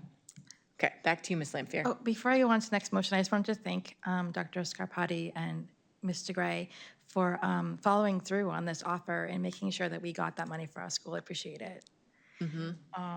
And the next one is a motion to approve the one-year extension of the contract with ESS for staffing services for fiscal year 2027. Funding for this contract extension will be provided through the fiscal year 2027 operational budget, account 53452, staffing services. I'll second that. Any comments or questions? Just kidding, Ms. Raymond, I see your hand. Ms. Gilio can go first. And then Ms. Julia. Okay, I just have a question that maybe is more appropriate to bring up during the personnel recommendations, but, so I'm going to say that under personnel recommendations, I'm happy to see that we've hired some new special education teachers. However, I'm concerned and I hope this information is correct, I'm pretty sure it is, that some of the programs we're moving to Sunset Heights and Broad Street, the teachers and the paras that have been involved with those programs for many years are not actually moving with the programs to those schools. And in looking at tonight's human resources recommendations, none of the special education positions that were filled are for those schools. So I'm just wondering how we're doing with hiring our own people to do that so that we don't have to pay so much money to these people for it. So if I can just clarify, so ESS staffing services is specifically when a teacher calls out and needs a substitute, when a paraeducator, a lunch monitor, a secretary, et cetera, when they call out. This is truly our subbing services that we utilize. We are going to try this year to go ahead and hopefully have them assist us if we cannot find some of the paraeducators on our own. Instead of utilizing multiple agencies, they will assist us ideally to almost find like a permanent solution or a permanent individual to come in. But just for clarity, this is our staffing services. So if somebody calls out at 3 o'clock in the morning, it's not HR reaching out anymore to say, hey, you know, Ms. Gilio, do you want to go ahead and sub today? This is ESS staffing doing it for us. So these are not the contract services that from which we're hiring teachers and paras when we can't fill those positions on our own? No. So I misunderstood, and I appreciate the clarification. Yeah, and I think just for clarity, you know, there is a small chart in there. I think it's super important to understand this year alone, based off of the start of the school year, and I think it was kind of mid-May that we got this information, there was over just about 15,000 requests for subbing, which is in the finance and operational meetings that we talk. Like, this is why we're seeing some of the staffing services be over budget, similar spend to prior year. But I think it's pretty important to know that we've had about 15,000 requests for substitutes this year. Thank you. Welcome. Ms. Raymond and then Ms. Lampier. Thank you. So I was here when we first went over to ESS. And at that time, the reason that we went to ESS was because we were only able to fill about 2/3 of our substitute needs. And I'm seeing that we continue to only be able to fill about 2/3 of our substitute teacher needs. I also know that we, through ESS, pay less than some of the other districts around. And so I don't know how much those things are related to each other. And I'm wondering if that has been investigated, if there's been any type of, have we looked into what it would cost the district to bring that stuff back in-house, if it's even possible at this point? I don't see that it solved the issue which we went to originally go for them for. Does that make sense? And I know it's costing us money, but it's not actually paying substitutes more than they would make at like Merrimack or even Hudson. They make more. And of course, if you drive to Chelmsford, you're going to make $50, $60 more a day. So I can definitely articulate a couple things. To your point, you know, if you kind of look at the number of fills compared to the requests this year, you're sitting right around 70%. Yeah. You know, of course, ideal is to be a little bit higher. I would say, though, at the high school level, we actually, if there is a teacher that is absent or out for various reasons, we do allow actually the teachers to step in and go ahead and cover those additional classes versus bringing in an ESS sub. So we do go ahead and pay the teachers a little bit more if they choose to step in and assist with that. From an ESS standpoint, and I think if HR was here and in the room tonight, I think our HR team at this point probably does not have the capacity to bring this back in-house. Dr. Andre can correct me if I'm wrong. But this really is a huge lift off of the HR department to go ahead and have a staffing service. We meet with them on a quarterly basis to go over some of the statistics. We also have looked, since I've stepped into the seat, to really look at some of those comparables as you talked through the other districts, kind of what are we paying our subs compared to what some of the other districts are paying. You will see that for this 1-year extension, there are a couple increases. And we did a small increase last year, and then we actually did an increase this year as well. To your point, we are still not right at maybe what a Hudson would be, or God bless you, a Bedford, but we are pretty comparable if you kind of look through the southern region of New Hampshire for some of these substitutes. Ms. Lampier? It just occurred to me to wonder if we know how many districts around us also contract with ESS. It just occurred to me that we're doing, contract for staffing and contracts for other things. And if all this contracting of different things means that we can't hire people directly, and the districts around us are also doing the same thing, then that would, it would seem like these contract people are scooping everybody up, and so we don't have an option to hire them. So I don't know if that makes any sense. Yeah, I think it does. I think just a couple things I would say related to when you talk contract services, and maybe you're looking at this kind of, again, as like a contract service, I would try to have you look at it as two separate buckets realistically. With all due respect, if people weren't out for various reasons, which I know life happens, right? And people are out for various reasons, then we wouldn't need substitutes, but we do. That's the reality, right? We need somebody in front of our kiddos every single day that they're in school. What I would recommend is, if we truly ever wanted to bring this back in-house, I think it's a larger conversation. My understanding is we did it for quite some time prior to ESS. It was a huge undertaking of the HR department. I would say if we truly brought this back in-house, you would see some additional positions being requested in the HR department. Again, if people are calling out at 3, 4 o'clock in the morning, our representatives from ESS are stepping in to go ahead and try to find those substitutes as well. Again, we do give them feedback as far as what we're hearing from each of the school levels. And I think just lastly, to kind of answer your question, there are several districts in New Hampshire that are utilizing them.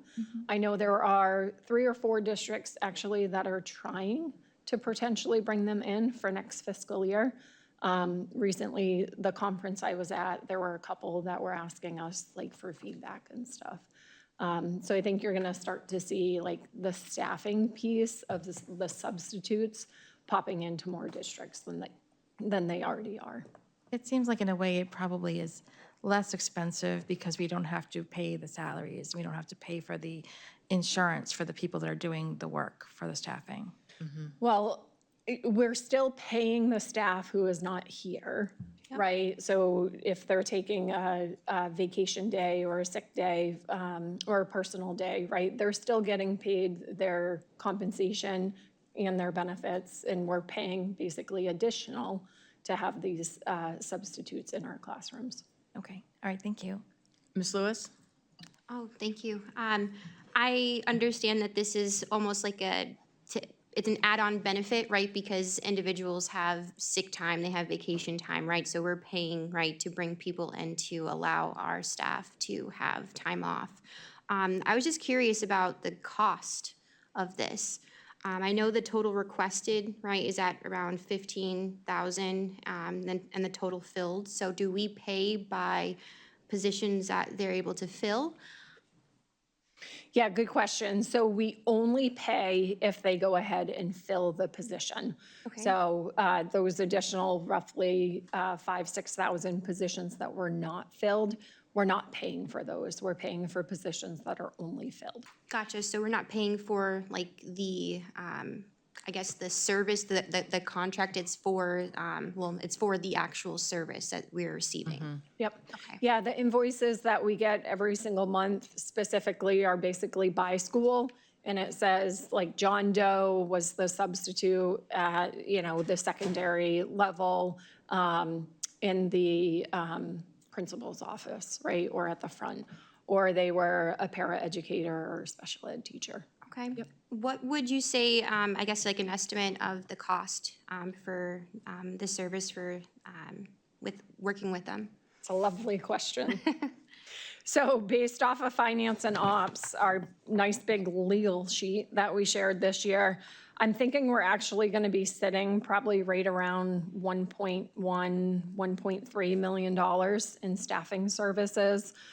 This is a line item that historically, the last 2 years, we've been over. Maybe folks remember in fiscal year 27's budget, there was a recommendation to add some additional money. I think it was like $235,000, don't quote me just in case it's off. But there was a recommendation to increase that staffing service line because last year we were over, this year we're over as well. And again, it's the nature of people have time off, they're able to take it for various reasons. Is it okay? I have some additional questions. Is that fine? Thank you for sharing that information. Do we know how many of their staff members they're using to supply us these services? Like if we have a teacher call out 2 o'clock in the morning, right? Or if we have within our policies a certain time frame for teachers to request time off for like 2 weeks of vacation or whatnot. How many people do they have working within their company that's serving us?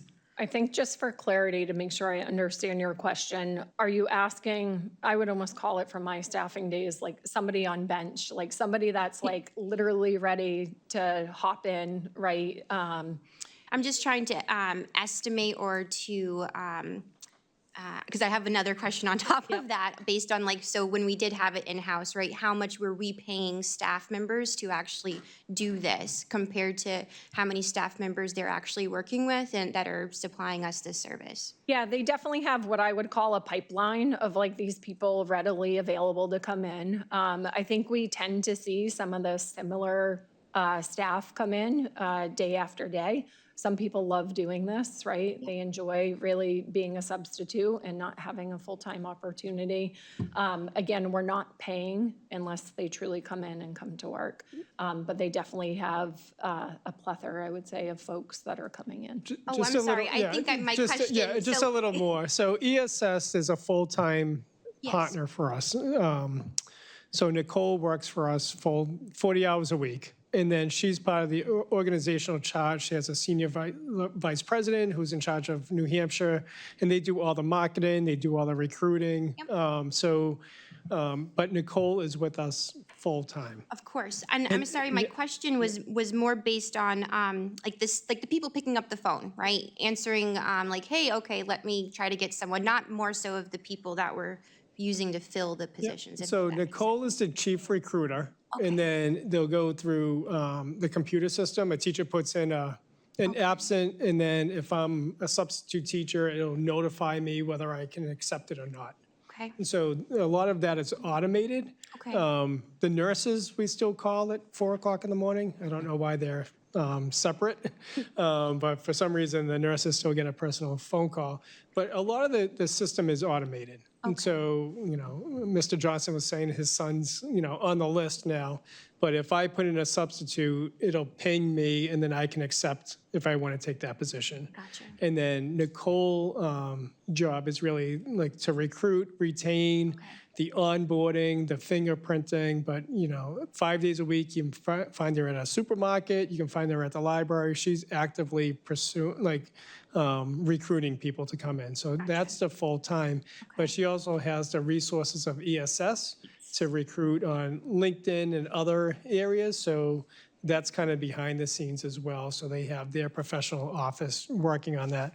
If it was in-house, it would be, I think, a minimum of 2 or 3 additional people just to recruit. Again, we would still need to use an automated system that would get the people, but the onboarding.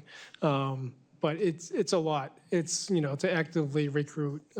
We probably process. As many people, yes. So to where Mr. Gray, I think, was going, we probably bring in anywhere from 10 to 20 substitutes per week that we onboard. But to the point earlier, a lot of the substitutes might work in 4 or 5 different districts. Yep.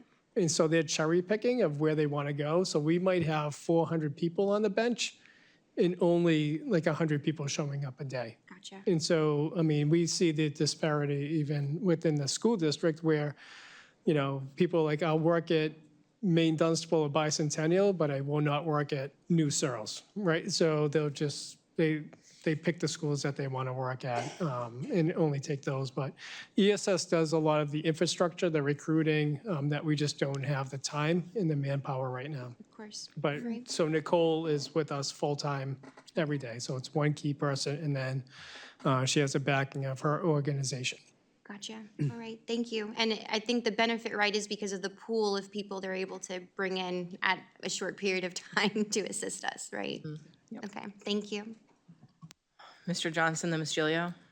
Yeah, I'll just throw it in because, as Dr. Andre said, my son's been doing it, and several other friends of his are doing it as well. And it's all about the app. It's the app. They get emails. They go through. They pick where they want to go. Severn has chosen, I think, 13 of the schools in Nashua because he's considering going into education. He's trying to get the full range. So that's another benefit of it. The other thing is that with the jobs, the people who are substitutes don't need to be certified teachers. So you have college kids, you have retirees, you have all sorts of different people to pull from that aren't necessarily we're able to pull from for teacher positions. Ms. Gilio? I just wanted to clarify something because the word vacation came up, and I don't believe, looking at this Exhibit A that shows the pricing for all these people, this looks like these people are out because of either sickness or family, family death or whatever. Most of these people take the school vacations as their vacations. And for the most part, am I correct? They would not be putting in for 5 days vacation. Yeah, so at the teacher level, you're correct. Our teachers get sick time and personal time, correct me if I'm wrong down the line. But your secretaries do get vacation time. So some of the secretaries, if they're requesting a vacation day, you would see that in there, or your clerical staff. So they do, on the quarterly basis, they kind of give us a pie chart that actually shows exactly why people are out, to Dr. Andrade's point. When they're using the automated system to say, I'm out tomorrow, there's a drop down for you to select if it's bereavement time, if it's sick time, vacation, personal day, maybe it's a professional development, you're gone to a conference, whatever it might be. There's the ability to do the drop down of why they're out. Thanks for clarifying that. I was a little confused because most of these people don't, they already get their vacations on our school calendar days. Right. So, yeah, thank you. Ms. Lewis? So I did have a follow-up question to my questions earlier, and it was based on the metrics for the people that are taking time off. Do we have that data? It is interesting you ask. In my opinion, it's a hot topic and something I'm very curious about. Yes, we absolutely do have data kind of across the district of various reasons why people are being out. So at some point, if the team wanted to see that, we'd be happy to share it.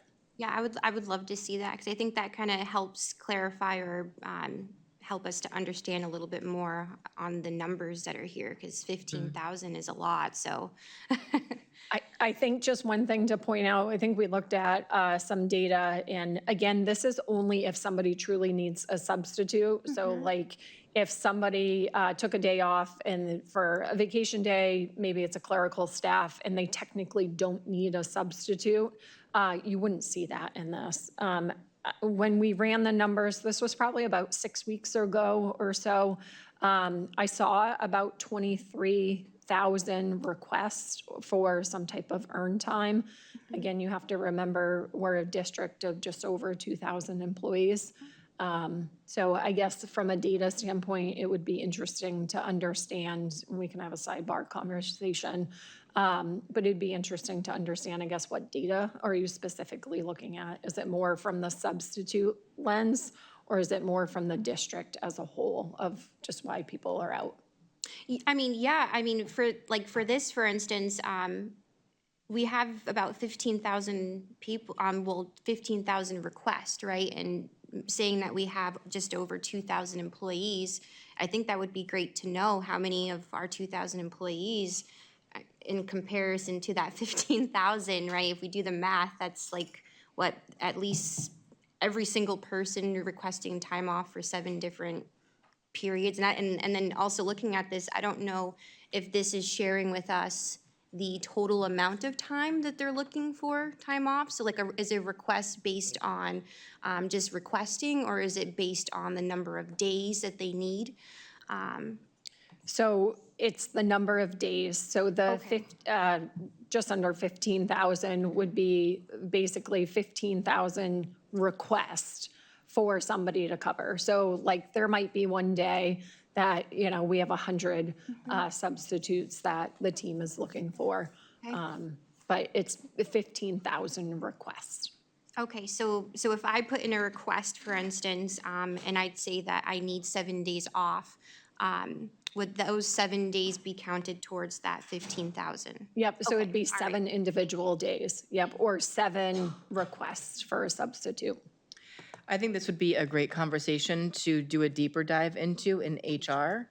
I think looking at maybe the reason, what Ms. Lewis is saying, there are reasons that people are calling out, and are there reasons because maybe they're not super excited to be at work, and is there a way that we can interrupt that and make things better so people call out less? It's my personal opinion that people call out when they don't want to be at work. And a little headache can turn into a migraine real fast when you hate your boss. I have,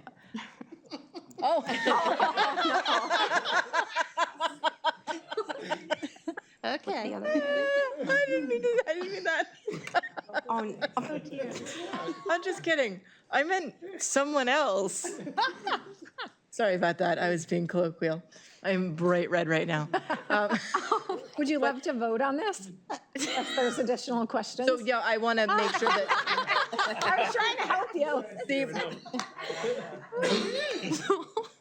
I just think this could be a deeper dive into HR and see if there are ways that we can help out this process. But yes, we can go towards. Kind of committee hat over here. Yeah.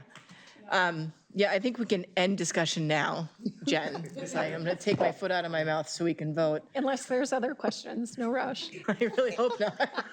I just had one more. Yeah. Ms. you know, I Lopez? had to- so over the last couple of years, we've added staff to HR. I see on here, HR secretary is one of the jobs that need to be filled 173, and we're filled 173 times. So is that something that would save us money in the long run, getting that and maybe tasking them with this exact position, just thinking outside of the box? I wanted to make sure that I said that.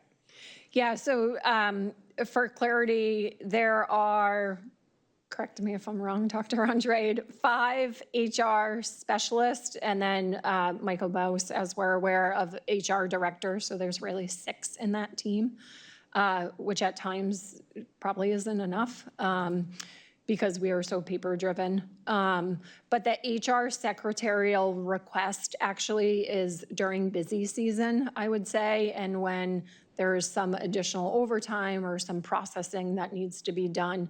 So we usually kind of do a combination of some overtime for the HR staff, and if for some reason they can't do it, then yes, there's an HR secretary that comes in for just a few hours to help with various projects. It might be filing during that busy time.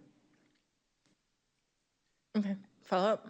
How many HR staff have we added over the last 2 years? 2 or 3? Don't believe we've added any HR staff. I've been here almost 3 years, and they've had the same amount of HR staff since I started. Mm-hmm. Again, there's 5, I'd call them HR specialists, and then 1 HR director, or 4 HR specialists, a HR manager, and an HR director. There has been turnover in that department. Mm-hmm. Oh, okay. Yeah. Okay, so on the motion to approve the one-year extension of the contract with ESS for staffing services for fiscal year '27, funding through the operational budget, all those in favor say aye. Aye. Any opposed? Motion passes. Ms. Lampier, Okay. last and final bullet point. All right, yay. I'm going to make a motion to approve the fiscal year '26 May transfer report. I'll second that.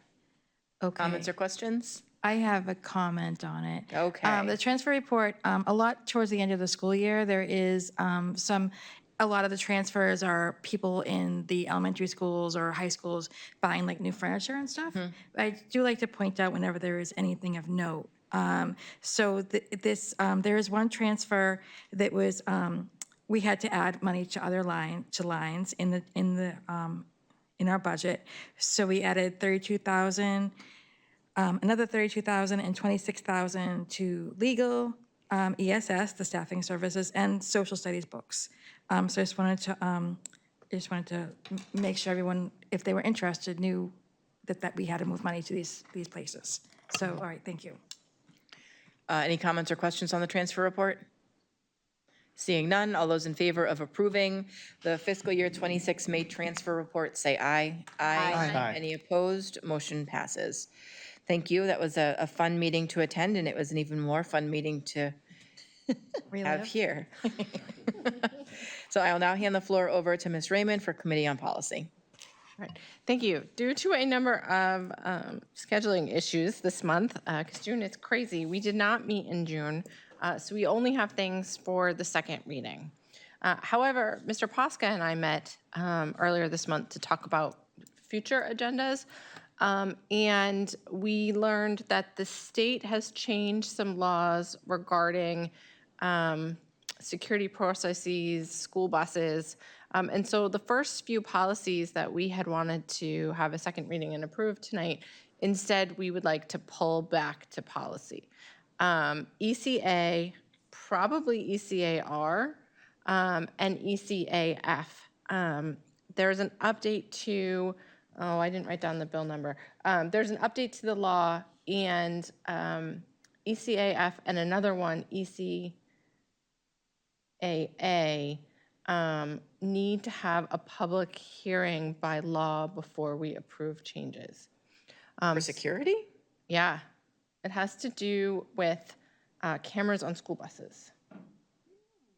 And so changes to the law on cameras on school buses, first we have to update the language, but then we need a public hearing just for that bill, separate from our regular school board meeting and separate from our policy committee meeting. So I would like to pull the first three back to policy so we can align them with the new, brand new signed law, and then schedule a public hearing for that sometime in August. Okay. The thing is, we probably want it in place by September.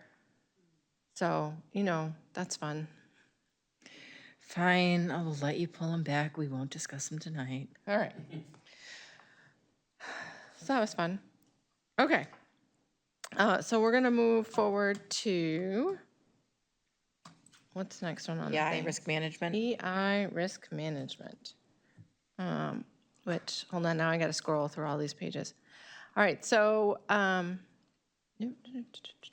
EI risk management. You'll see that there are, the whole thing is in red. We talked about it briefly last time. This basically says that the responsibility for risk management is delegated to the superintendent in schools and their designees. We also have risk management at the city. However, that the superintendent has to advise the board about any settlements that he would like to make with people that will be for more than $25,000, in which case it needs to come to the board and we need to vote on it. Probably a non-public because it would be litigation. And that he should be communicating with us anyways. So that's really the whole thing. Mm-hmm. Oh, I didn't make a motion. I move that we approve EI risk management. Second. Thank you, Mr. Johnson. Comments or questions? Now that it's been second, I was reading through some of the wording, and it comes down to one of the things that we've talked about before, where we say may. instead of shall or whatever. I don't know that that's such a big deal, but like saying the superintendent may, subject to board approval, is that one of those ones that should be shall or will indeed do or something like that? Yep. So I like under, the policy. Go ahead. yeah, so under settlement authority, which is the last paragraph, it says the superintendent shall be authorized to settle claims up to $25,000. But then, nothing in this delegation shall preclude the superintendent from seeking the advice. So he can do that, but then if you look at the first paragraph on the next page, the settlement of all non-personal injury claims in excess of $25,000 shall require the approval of the board, either pre-authorized by the board or negotiated subject to board approval.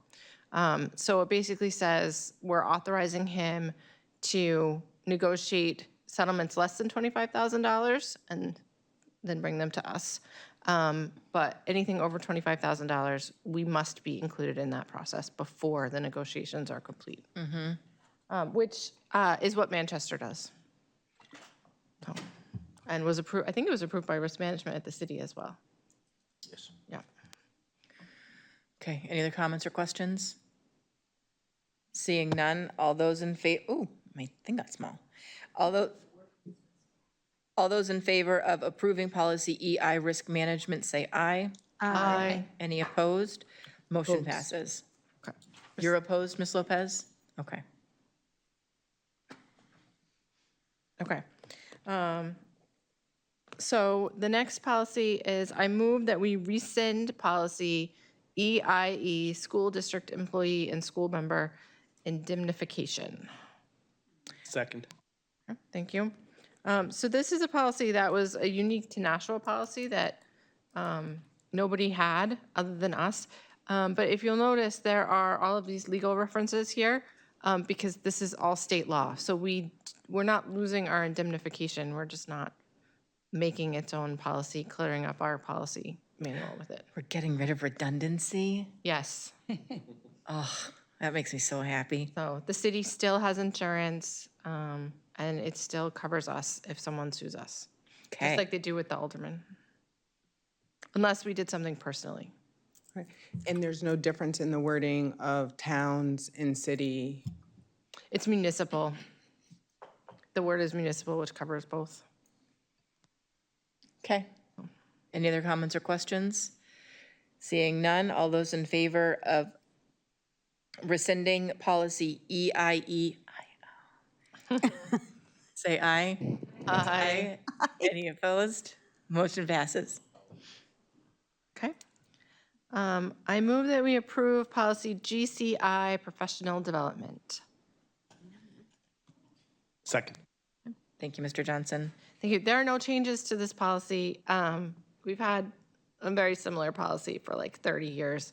And we reviewed it. It basically says that we should be doing professional development, and the professional development should help the professional staff develop their knowledge and skill and provide a positive environment which encourages and establishes the necessary development machinery for all of our staff members. Second. Cool. Any comments or questions? Ms. Lewis? Yes. Does it say in here, I don't believe it does, like the number or hours or anything associated to the type of professional development or the time? I don't know. So we do have a the district has a professional development master plan, which is not a policy in our policy manual. It's its own thing, and that goes through all of those details. Okay. Which I don't know off the top of my head, but maybe Dr. Scarpati does. Tell us all of them now. Recite the Like pop quiz hot 60-page shot. document. We had a brief overview on that 6-8 weeks ago because we just revised it. So we have our PD days, the 4 PD days during the year, our early release days, staff meetings, et cetera. We do have an hours-based system going forward. So there's a variety of activities that can count towards professional development. Okay. All right. Thank you. Okay. Seeing no other comments or questions, All those in favor of approving policy GCI, professional development, say aye. Aye. Any opposed? Motion passes. All right, I move that we approve policy JH, student attendance. Second. All right, fill us in. All right, so this policy, we had a request to review it. We made a few changes. It looks like there's a lot because there's a lot of red. But basically what we did was we took stuff from a policy JHR,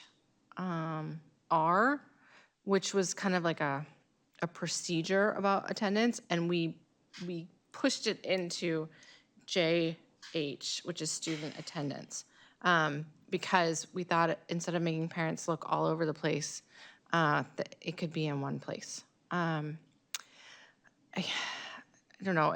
There's a lot in here about we're trying to intervene when there's an attendance problem or a truancy problem to help kids be successful at coming to school and help families be successful at getting their kids to school, as opposed to more of a punitive policy that tries to punish them into compliance.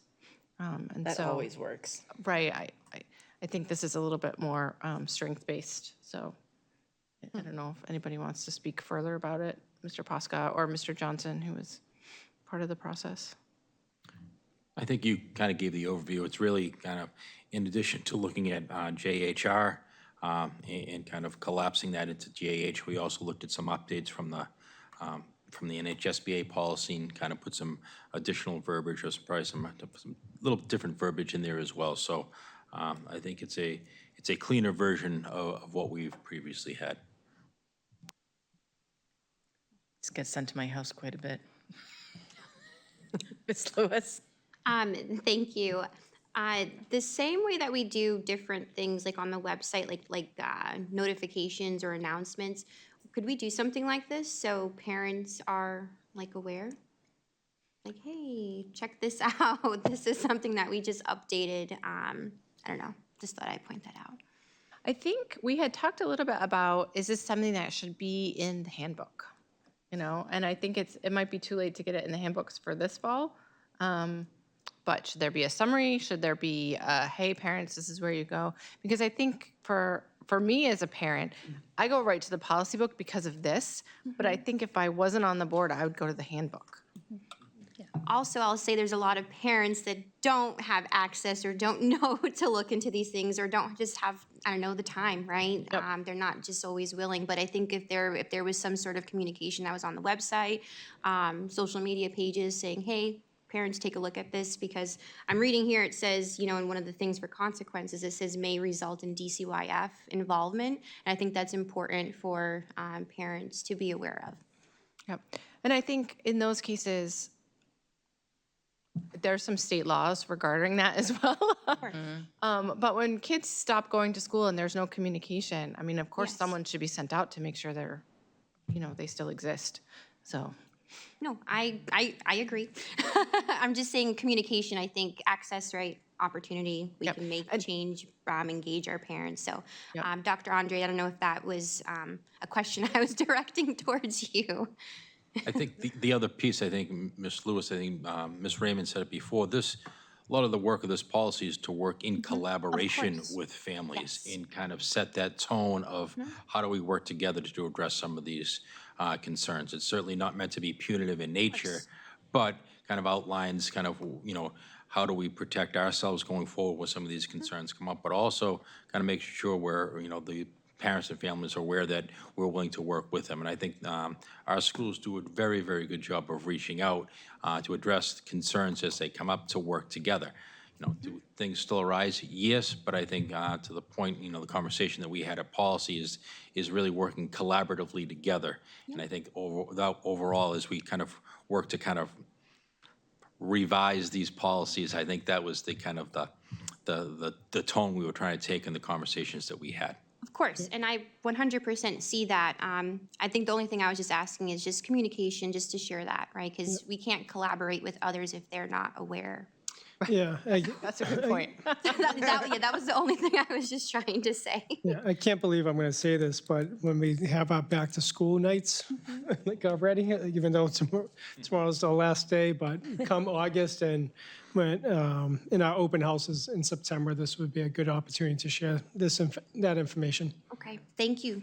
Right, and if we can just put a pin into the communication piece and how, and the DCYF piece, there's a additional policy, which is our attendance intervention protocol on the agenda for tonight, which really talks about specifically what the school's responsibility to parents is when they're noticing that there's a truancy issue. So, Okay. And that, Ms. Lampier, Ms. Lopez, but Mr. Johnson was next. No, Heather just said what I was going to say. Okay. Because I was going to bring up, we discussed it at the policy meeting and that we're going to get to it. Yep, okay. Ms. Lampier, then Ms. Lopez. I just wanted to make all the other board members aware that this policy did have a clause it's for reporting. It's a superintendent will provide a report to the board each year on district attendance. And that wasn't something that I'd ever seen done, I don't think, since I've been on the board. I think it kind of fell out of favor I don't think we picked it up again after COVID. So we considered just taking the whole thing out, but we're going to keep it in. And so we will be getting a report each June. At a minimum, the report will provide both a breakdown of excused absences and unexcused absences for each school. I see Dr. Andre writing himself a note for that. Okay, Ms. Lopez? I wanted to make sure Dr. Andre was aware too. Ms. Lampier pointed out one of the things that I was going to ask, and then also the tiered, like it was tiered to when a child missed 0 to 3 days, this many days to that day, that they would be reported home. But we've intensively talked on this board about paperwork getting home and reducing the amount of things like in X2 and things that we're having the communication gap between things that need to be sent from the district to the parents actually being received in the right language, all that kind of stuff. I'm all for kids being at school every day it's open. I think it is the safest place for them because they are around their family, they're around their friends, and they get to eat here. So I'm loving the policy. What I'm saying is now they don't have a leveled warning system. We're only going to hear about it in June. It's so much that has been in my thing stripped from this policy that I know that you said there's a next one coming up. So I'm really hoping that those things are in there. yep, put a pin in it, and then hopefully we will address your issues with policy JHA. Okay. Go back to the agenda. Okay, so seeing no other comments or questions, all those in favor of approving policy JH, say aye. Aye. Any opposed? Motion passes. All right, so the next thing is I move that we rescind policy JH-R because all of this stuff about illnesses and holidays and funerals and field trips, all of that is now in the policy we just approved. Second. Comments or questions? Seeing none, all those in favor of rescinding policy JH-R, say aye. Aye. Any opposed? Motion passes. Okay, and so now I'm going to move that we approve policy, hold on, I'm having trouble with my scroll bar. JHA. JHA, Attendance Intervention Protocol. Second. Thank you. And so this one is where we get into the nuts and bolts of what the responsibilities of the school district is to children and parents when there is a problem with truancy or attendance. And it talks about that each principal has to have a team that's paying attention to this stuff, what the team is supposed to be doing, and then when parents have to be notified and how they should be notified. And I, just for disclosure here, I brought with me to the policy meeting a copy of a letter that I have received in the mail because one of my kids met the 10-day right at the end of the school year. And we had reasons. I mean, there's been a lot going on with my family this past year. And his grades were fine. So I read it and was like, yeah, we have reasons and his grades are fine. Thanks for sharing. And I put it away. We hang ours on the fridge and we call them love notes. But if I was a parent who didn't know all of that, I would want that letter, right? And I would want to do something about it. The other thing that I noticed as a parent, even though it's not actually in the policy, is that when my kids were in middle school and high school, I would get a phone call every day that they weren't at school if I forgot to call them in, which I will say, because of some illnesses that have happened in our family this year, happened several times this year where I just forgot until the school called me at 10:30 and was like, your kids are not in school. And I'm like, oh, nuts. I have them. And then I'd call the school. So we didn't include it in the policy, but I do know that it is a procedure that is happening because I've experienced it. And I can tell you this too, I was just gonna go on. There was a day where after the cell phones were banned, where I got a call that my son was not in school. And I was like, oh no, like where did he go? He's supposed to be in school. I sent him to school and I couldn't check, like normally I would just ping his location and I couldn't do that. So I had to call the school and it was a substitute and there were 2 Bens and they marked the other Ben and they found him. But the secretary was so nice about it. She was like, no, we'll ask the assistant principal to go track him down and we'll call you back. And I was like, great. So, I've had a little personal experience with this whole thing. And then every additional family member who also signs up, like maybe your grandparents who want to know when school's out, they get those calls and then they call me and they say, what kind of parenting are you actually engaging in? And I say, he doesn't feel well. Like, there are a lot of stopgaps to make sure kids get to school. So the 2 things that we took out, the 2 big things that we took out were making people sign a contract when they enroll in the district, and a 5-day letter.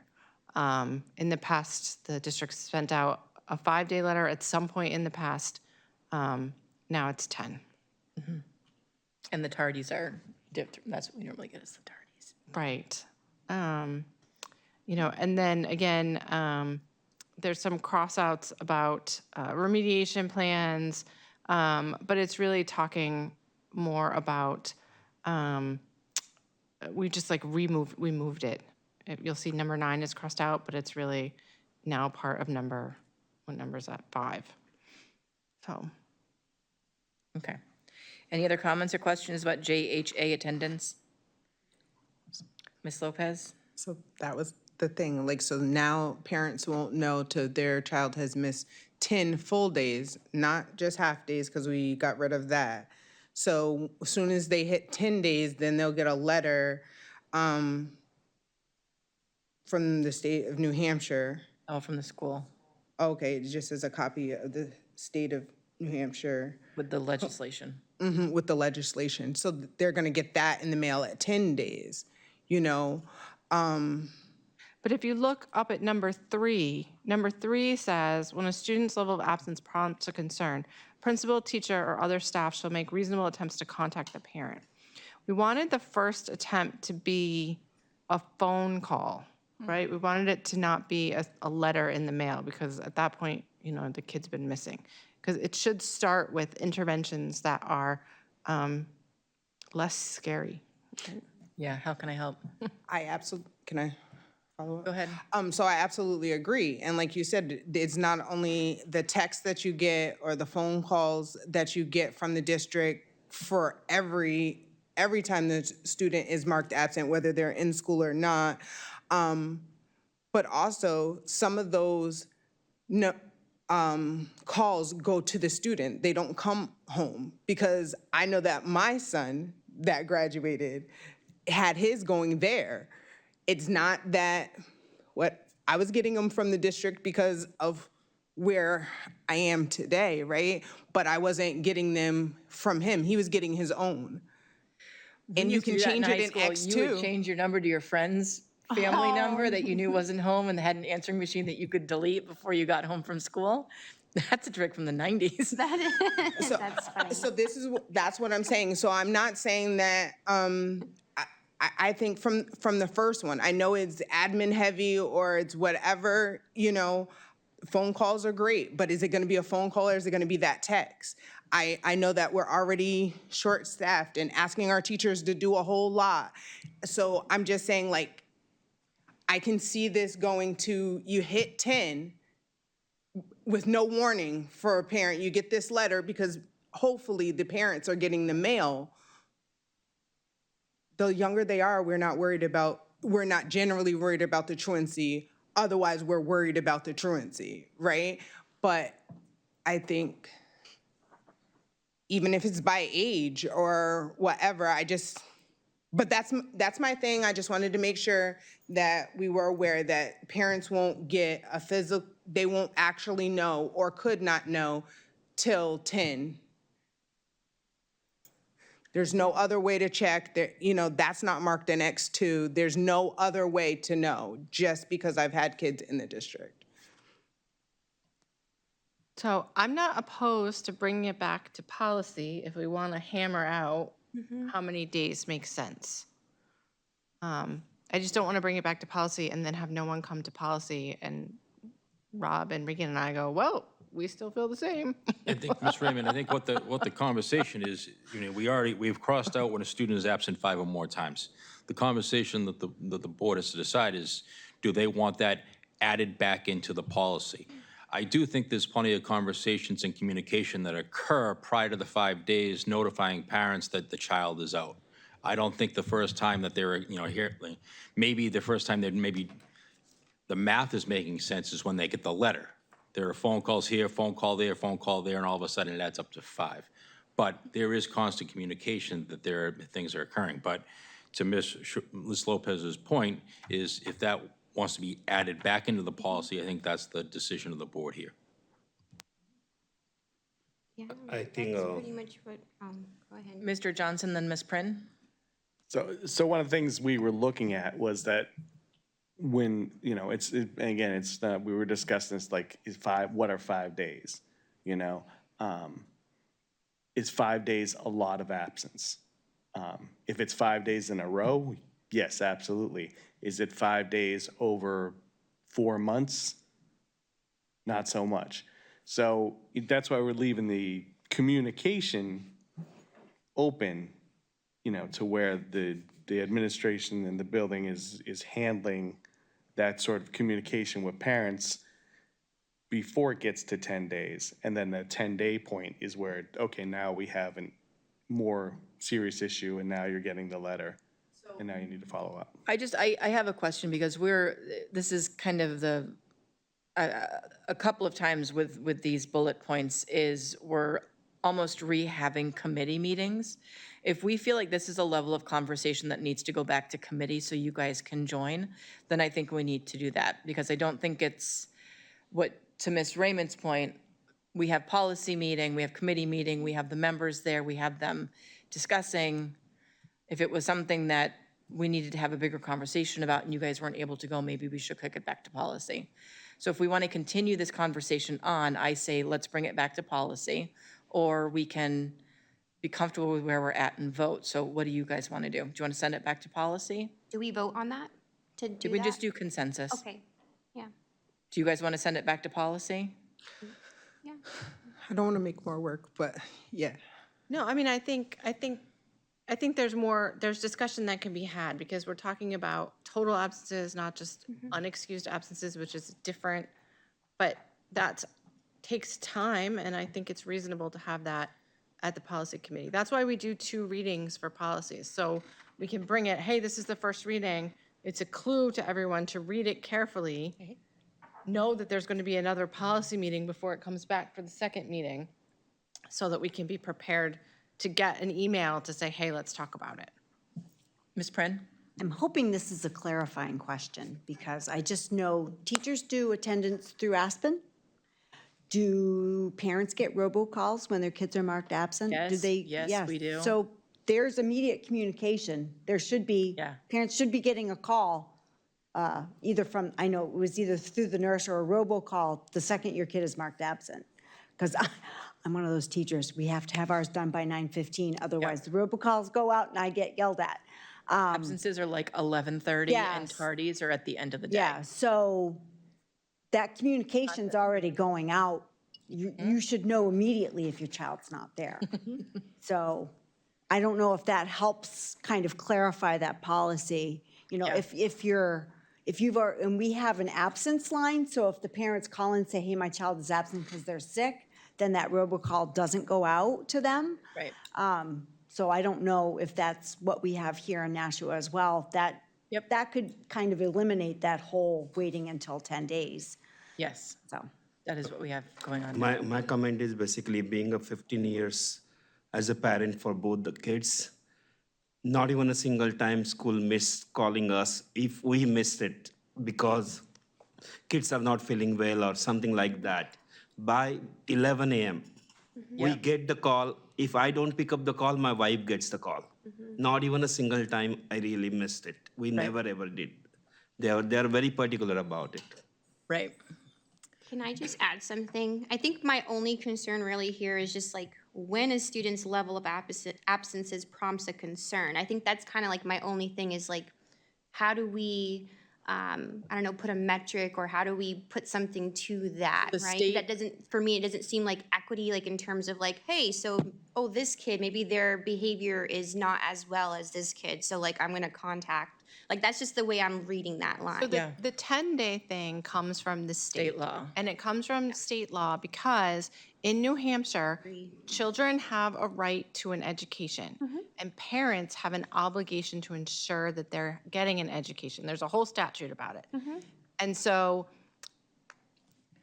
But the metric is the amount of absences has to show a decrease or change in grade status. So if you have a kid that is consistently at a D and misses 33% of the school year, they're not going to show a change in grade level. But if you have a kid who's an A student and has missed 33% or 10 days, we'll say 10, see a decrease in his grades, then there's a reason for intervention. If you're not seeing the decrease in grades, then this is a kid who can just skip a day a week of school and not have an impact. So instead of setting up that family meeting or that family intervention for every student at 10 days, it takes it more into an individualized context, which is your student is now suffering because of their choices. How can we support you? Yeah, And I think the other part of it is the 10 days is not 10 unexcused. It's 10 total absences. Yeah. You take your kid to Disney World for 2 weeks, you're getting a 10-day letter, right? And the reason is because state law says kids have to be in school. We're a compulsory attendance state.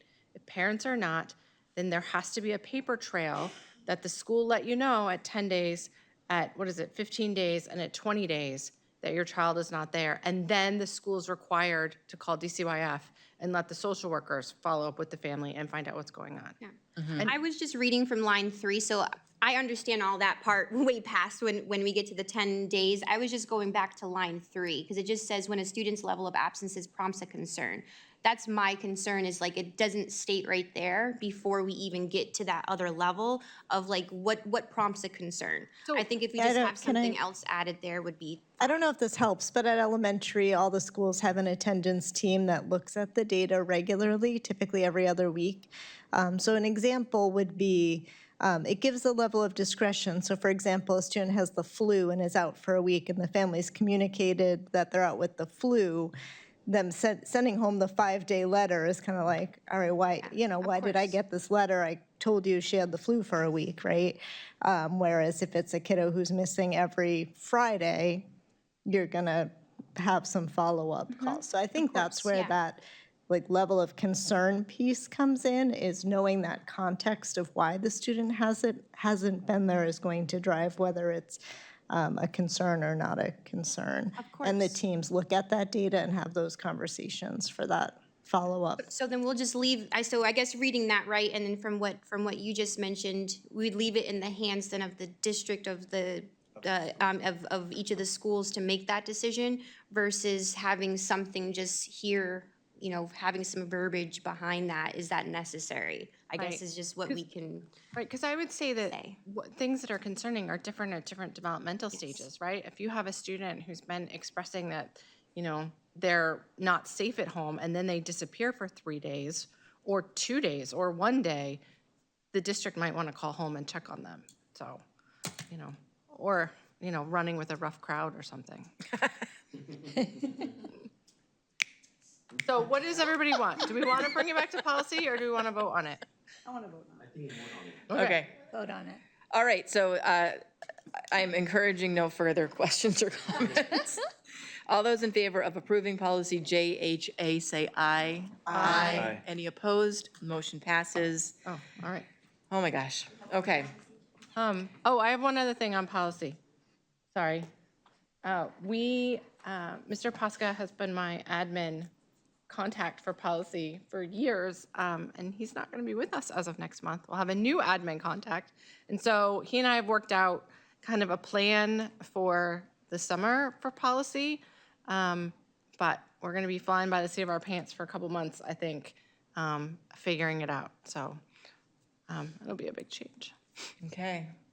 Let's send him attendance letters when he doesn't show up after 10 days. See, they're really cracking down on it in Massachusetts too. It's a huge deal. And I know where I work, like I'll literally have kids who be like, we're going to Italy for 2 weeks. And I'm like, what? Hey, parents' choice, man. All right, so let's move on to Committee on Human Resources. Ms. Gilio? Well, I know we didn't have a meeting, but you can just run this section. So we didn't have a meeting earlier, and we do have 2 pages in tonight's agenda packet indicating people who are going on leaves of absence and new hires and people who are leaving us permanently. But before I even make a motion that we vote to approve that, I'd like to bring up what I brought up earlier, erroneously talking about the other kind of Yeah, substitute. so Ms. Gilio, I think the consensus around here is that we would like to go into non-public to have a more in-depth Okay, I wasn't going to conversation. name any people, but yeah, if you. No, I wanna know, go I think to there needs to be a non-public. general conversation about patterns that we're seeing, so Okay. Yeah, so Ms. Raymond make that motion. I sent an email out this afternoon to you and Dr. Andrade and Ms. Bishop saying that having reviewed this, I would like a non-public Oh, okay. I didn't see discuss that. it. So I would like to make a motion that we go into non-public. Okay, do it. Under RSA 91A32A, which for those following along is the dismissal, promotion, or compensation of any public employee, et cetera, et cetera, et cetera. Second. Oh, also B, the hiring, and no, I'll just leave it as that. Second? Okay. I'm sorry, who seconded? All those, well, no, we have to do it by roll call. Ms. Gilio. Wait, I know, I just got to write down who seconded it. 6:22. The record is by me. I made the motion at 8:26. Okay. Roll call. Ms. Gilio on the motion to go into non-public? Yes. Ms. Prin? Yes. Mr. Johnson? Yes. Ms. Raymond? Yes. Ms. Lewis? Yes. Mr. Salvi? Yes. Ms. Lampier? Yes. Ms. Lopez? Yes. And Ms. Bishop? Yep. Okay, so we are in non-public at 8:27. I had stopped the recording. Sorry, Dylan. He knew. I already updated everybody.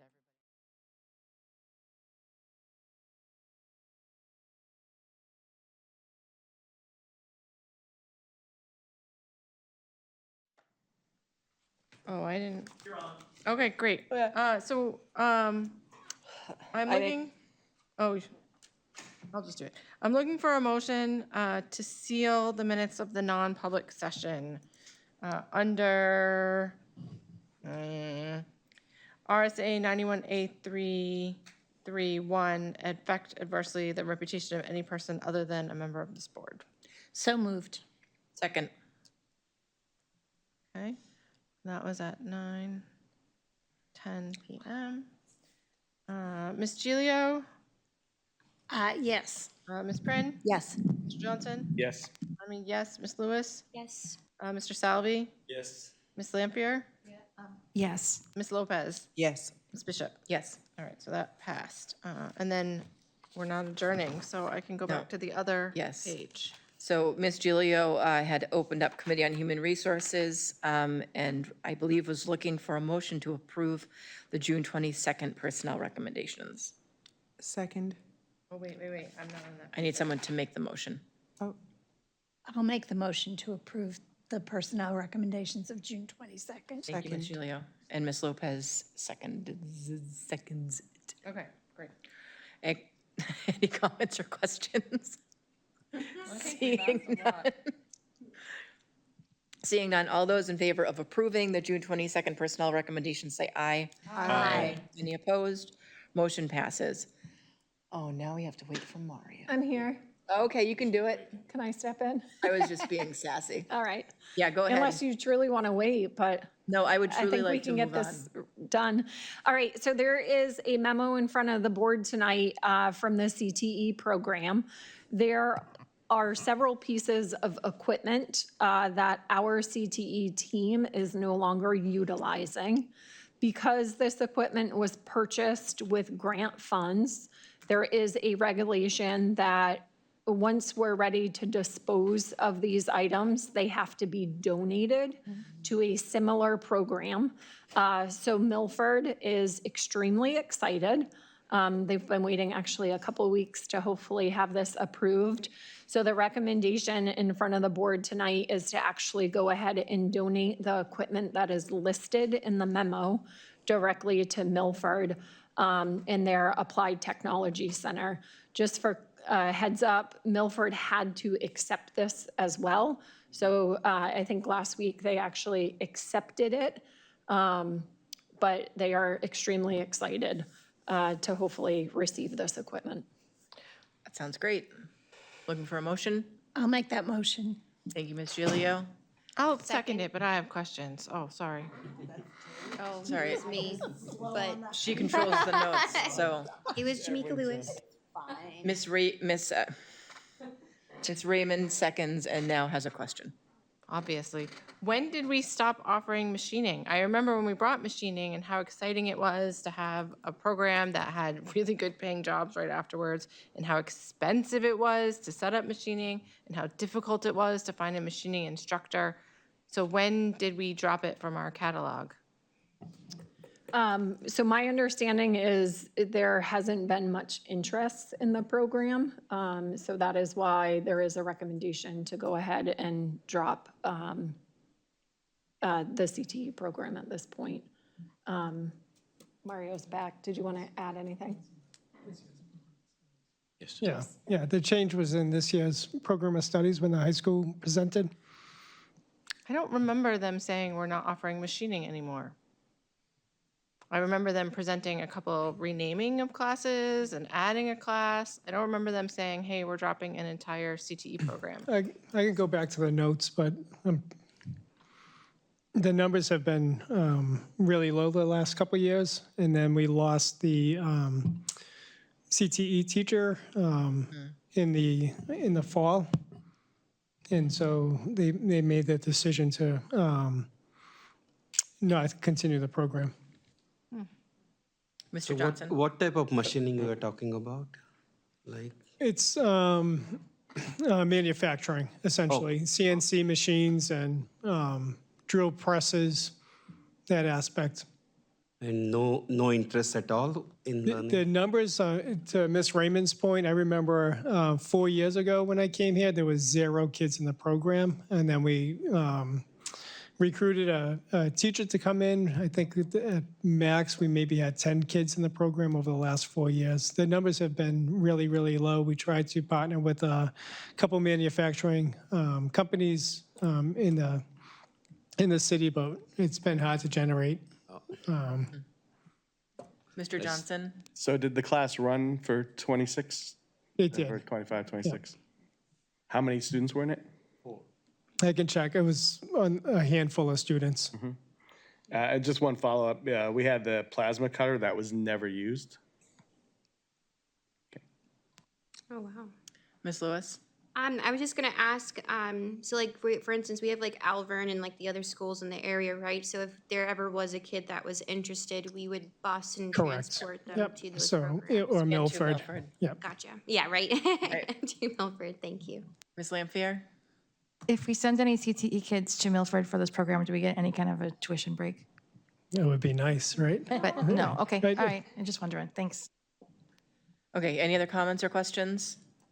Seeing none, all those in favor of approving the donation to regional school? No. All those in favor of approving the CTE donation to Milford High School CTE program, say aye. Aye. Aye. Any opposed? Motion passes. All right, continue on, Dr. Andrade.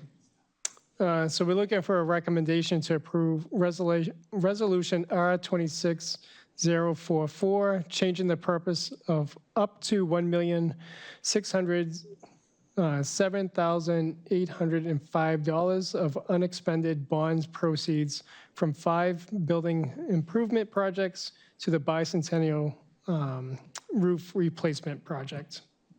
I'll make that motion. Second. Second. Thank you, Ms. Brand. I can add Any some comments or clarity. questions about this? Just real quick, sorry to interrupt.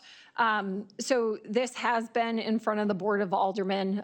There were several reconciliations that I worked with the CFO and the accounting manager over at City Hall to make sure that all construction projects were closed out. We have looked at all the bond resolutions to make sure this is acceptable to do.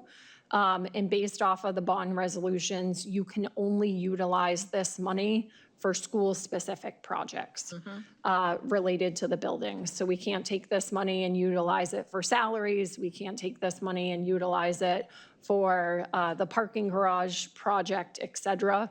It has to be specifically utilized for school projects. On Mr. Smith's spreadsheet, are you laughing at me? Nope. Okay, maybe. On Mr. Smith's spreadsheet, this recommendation to go ahead and actually do the roof is the top priority on the capital improvement project. The Board of Aldermen is aware of it. And if it passes tonight, which I hope it does, it will go forward for final approval from the Board of Aldermen. Any comments or questions? Ms. Lewis, Ms. Raymond? Yeah, so this is a lot of money. There are other schools too that are in need, right? Can I ask like why we specifically chose Bicentennial? Yep, so Bicentennial's roof is the #1 priority for capital improvement projects.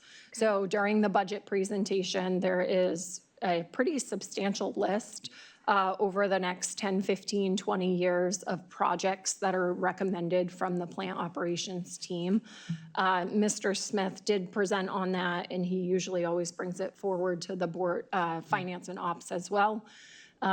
So with this being the #1 priority for capital improvements, that's the recommendation to go ahead and repurpose this bond money. Gotcha. So I asked the question too in reference to like doing the facility study, right? In the different schools, having that conversation of potentially closing down schools, right? I guess I was just curious about where we're at, like in terms of that process. So this roof, sorry, I'm not going to answer your question at the moment. This roof actually is leaking and has been patched several times. And I don't know that it's in here, but there is a slide deck that was presented at the Board of Aldermen that specifically shows where all the leaking is on the roof, where some of the patchwork has happened. So it is a very strong recommendation to go ahead and fix the roof. Yeah, so I guess for me on this and other schools, needing help, I don't know if this is me like putting out there now to the whole city. Is it worth it? I don't know. That's just me. I don't know. I'll just say that. Compared to other schools, I don't know.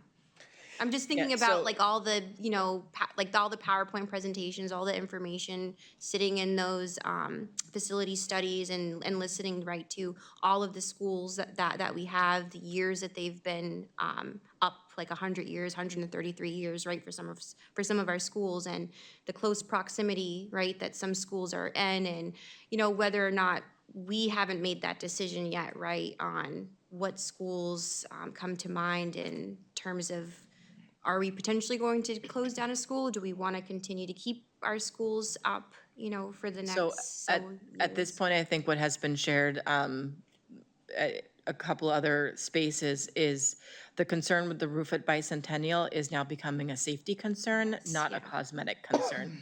So we run the risk of having mold in the ceilings. We run the risk of having, I mean, at this point, everything is structurally stable. But if we don't address the greater need, which is the whole new roof, we run the risk of what happens to roofs when they're not taken care of, and they. Of course, yeah. Then we won't have a building, period. All right, thank you, I Right. appreciate that. Okay, any other comments or questions? Ms. Raymond? Thank you. I'm sorry, I was just thinking about Wolfboro and how the roof collapsed on their elementary school while kids were in session, and how I That's what never we're trying to ever want to avoid. have that happen here. My question was about, so this started at the JSSBC, and the JSSBC talked about it and sent it to the aldermen because they control the money, and now it's coming to us. Will it go back to the JSSBC to Yes. oversee the roof repair, or is it too small of a project? I do not believe it's going back to JSSBC to oversee the roof repair. I don't think so. So who's approving those bills? It But anything will, over $1 million went to JSSBC. my understanding is it's going back into capital, and it will be loaded into basically a capital line for the It'll be followed by bicentennial the capital project. improvements Correct. committee at the city? Yep. But it can only be utilized, again, for school projects. I can see how that fits into there, but I can clarify with Sean, but my understanding was it wasn't going back to JSSBC. then maybe we need to consider that as a liaison report as we continue on with the roofing. I think we would like to know just the progress. So Yeah. I would ask that be. And the bids and all that stuff, Yeah, so we need this approved, and then the next step actually will be to hire an architect to go ahead and do the design work. Once the design work is done, it will be another RFP for who's doing the work, and then a bid will be awarded. So I feel Just a tar roof? very strongly that this should go back to the JSSBC and not the Capital Improvements Can we Committee. ask that happens? I just, if you guys Let's do get some that, it's not clarification on going to be approved tomorrow evening, I believe, at the Board of Aldermen. It Seriously? is on the agenda on the Board of Aldermen tomorrow. Yeah, this evening. is, I mean, this is not coming from capital improvement funds. This is coming from, JSSBC funds. right. So it should be a JSSBC thing, not go all of a sudden. I We're don't not even know who's transferring on- this money over to capital. I mean, who's on the Capital Improvement Committee? I don't even know who those Right, people are. that seems a little, I do. None of us. and I mean, the capital improvement committee did not do a great job with Stellos, so I'm really not feeling wonderful about this Capital not going to improvements didn't do JSSBC. Stellos, we did JSSBC. No, they did turned it Stellos. down. They turned it down. That's what I'm saying. So I Right. don't have great faith in Yep. them. They All went to right, them let's first. do a little research. Let's still vote to open this money up for use, but let's follow through on where it needs to be followed up on. Okay? Or should we wait? No, I don't think we can wait because it has to Meeting's be tomorrow. moved. Again, I'm just so There's a worried. date that it has to be moved out of the bond, what's it called? Because this is what's left over from the bond. Yes, right? it's left So- over from a bunch of bonds. But if we don't approve it, if we say wait until July, that's another month of rain and stress on the roof that an architect's not looking at it, we're not making the plans, and it's more into the school year before it gets fixed. But this isn't something that previously was reported. We're not going to do this right away. It has to go out This has for been, this, no, that, and this other. has been on list to do for years. No, I mean, Mr. Gray, Yes. I'm sorry, did you say that it still has to go out for RFPs and all? Yep, so this has to, So it's once not this is approved, it has to go out for an RFP for an architect, because again, anything over 25,000 needs to have 3 competitive bids. It does need to go to an architect for design. Once the architect is awarded, the architect will design it, and then it has to go ahead and go out for a bid related to who's the construction company, which there's several of them, but who the construction company is to do the work. And that's estimated like how many months? I'm not going to give you an estimate on that. I'm not 100% sure. It will be a process, though. Okay, so I think that it can wait. But again, I'm only one of 9. Any other comments or questions about this? Okay, seeing none, all those in favor of approving Resolution R26-044, changing the purpose of up to $1,670,085 of unexpected bond proceeds from 5 school building improvement projects to the bicentennial roof replacement projects, say aye. Aye. Any opposed? Nay. This Mr. Johnson? Okay. Motion passes. And for the record, Ms. Gilio stepped out at 9:25. Okay. Continue on, please. Wait, did she vote? She didn't vote. No, because she's not here. So next is a recommendation to approve the MOU with the Nashua Teachers Union, high school schedule changes for the 26-27 school year. I'll make that motion. I'll second it. Any comments or questions? Well, I think I'm just going to say what the kids have been telling me. The students are really, really worried about this change. I've heard some teachers are really worried about this change. Students who live in my household are really upset about this change. And so I'm going to vote for it because I think we have to.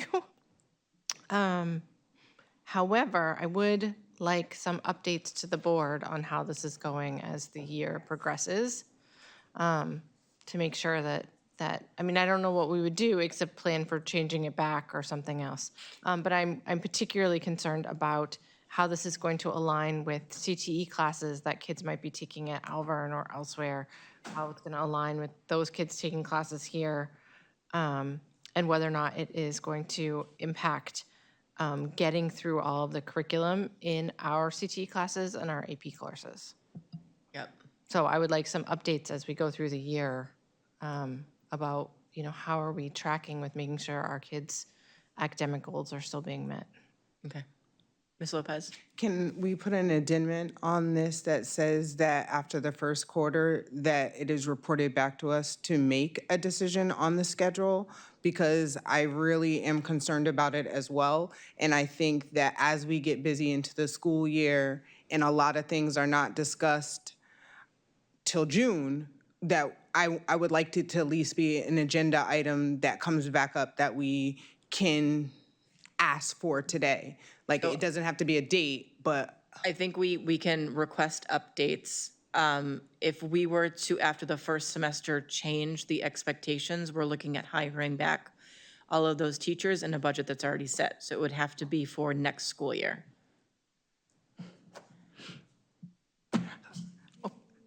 I understand.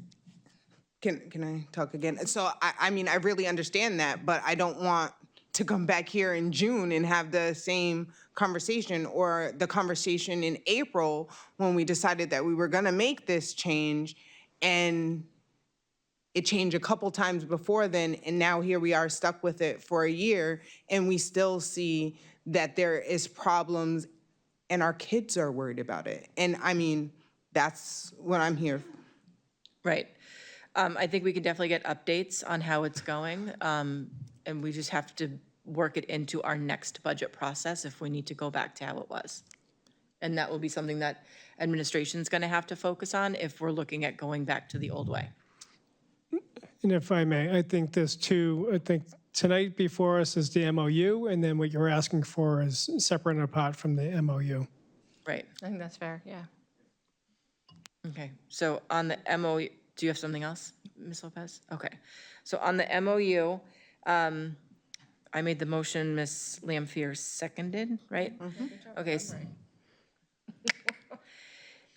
So all those in favor of approving the MOU to the National Teachers Union for the high school schedule changes for the 26-27 school year, say aye. Aye. Any opposed? Motion passes, and the expectation is that you guys are going to give us updates on how well this changes what the challenges that are present, and also if we see any benefits. Okay. I'm not going to do board goals because it's already 9:30, and that was going to be a significant conversation about how our established board goals are lining up with like the strategic plan and how we're feeling. And Ms. Lewis and Mr. Salvi haven't been a part of establishing goals before, and I wanted to get some of their input. But I think this is going to be a bigger conversation, and we do actually need to start discussing superintendent eval. So I think what I'm going to do is I'm going to set up a separate meeting, not a regular board meeting, but a full board meeting for us. Half the meeting will be talking about board goals. The other half is going to be, let's get on the same page about how we do our annual work. Okay? Yep. So I'll get you guys, I'll ask Tara if she can reach out and figure out when are some good times for us to meet. So, bye. Now we're up to, Yep, I'd like to make a recommendation to approve the FY '27 non-affiliated staff salary increases. I'll make that motion. Second. Oh, wait, who Ooh, got there first? that's up to you, Heather. Oh, no, that's impossible. Ms. Prin, Shannon's poking at her. All right, so I'm assuming no further comments or questions on the raises, the increases? Okay, all those in favor say aye.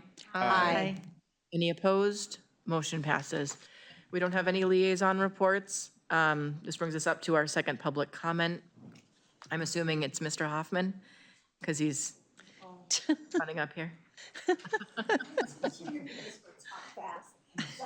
Okay, so Mr. Hoffman, and then Ms. Newman, you're on deck.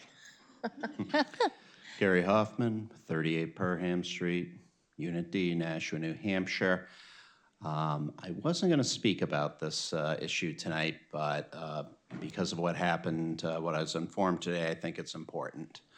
As you all know, recently, because of some Title I budget cuts, we're losing 11 Title I para positions.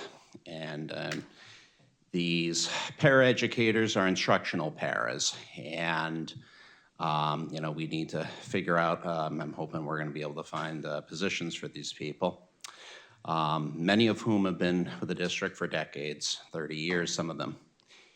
And as I was going through the process with someone from central office today, they let me know that the plan is to take all the potentially open district-wide instructional para positions and repurpose them to district-wide positions. And I do understand that the district's point of view on that.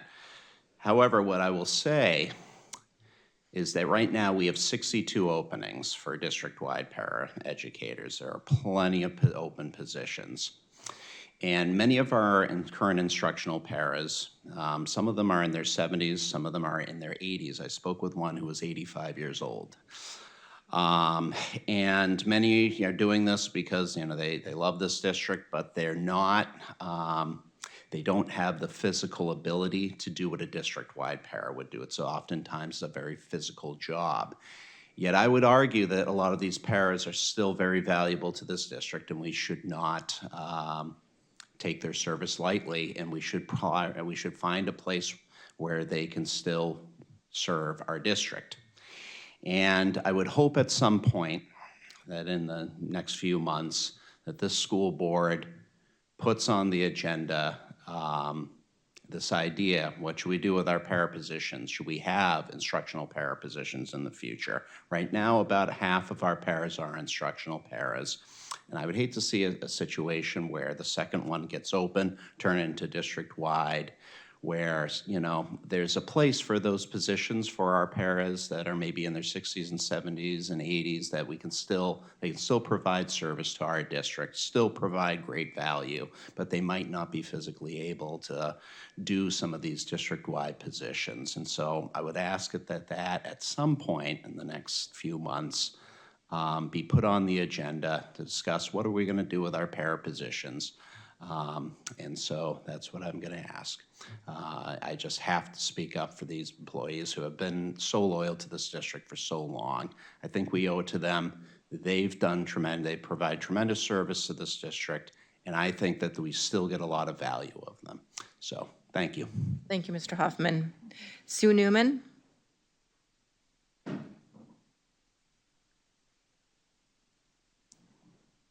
Thanks for staying with us this long. I have no comment to that. But I will comment that I appreciate Mr. Hoffman's comments about the senior people. Yes. Okay. Okay, I've got two issues, and I wish I had spoken at a previous meeting. I guess I thought this one would be shorter. For going ahead for charitable gaming funds that come in occasionally to different schools. Some of the amounts are very significant. And I guess in this climate of, you've got a facility study, you might be having to make some decisions. Schools could have to be shifted, things change. I am concerned that if a windfall of some amount of money would come to a school and maybe something would be done. I can't give you an example because I think it was Broad Street that had the climbing rock, the rock climbing thing for a playground thing. I thought that was pretty wonderful. But some might say it's fantastical because that ain't in any other school. Anyway, where I'm coming from is that way back when, before probably most of you were born, and I was involved with Ledge, Charlotte, and Fairgrounds getting renovated, and you can see the timeline on the facility study. It seems as though ahead of that, before renovations were started, we were sort of having the fundraising competitions silently among the schools and whatever. But Fairgrounds took the initiative. I believe it was Fairgrounds Elementary. Somebody would have to go through the archives and blow the moths off, I guess. I believe it was Fairgrounds Elementary. And because there was concerns about flooring, and it might have been vinyl asbestos tile, that the PTO, I believe, did some kind of a carpeting. And it was wonderful. I don't know how extensive it was, but when the renovation came up, it all had to get ripped up. And it was like, okay.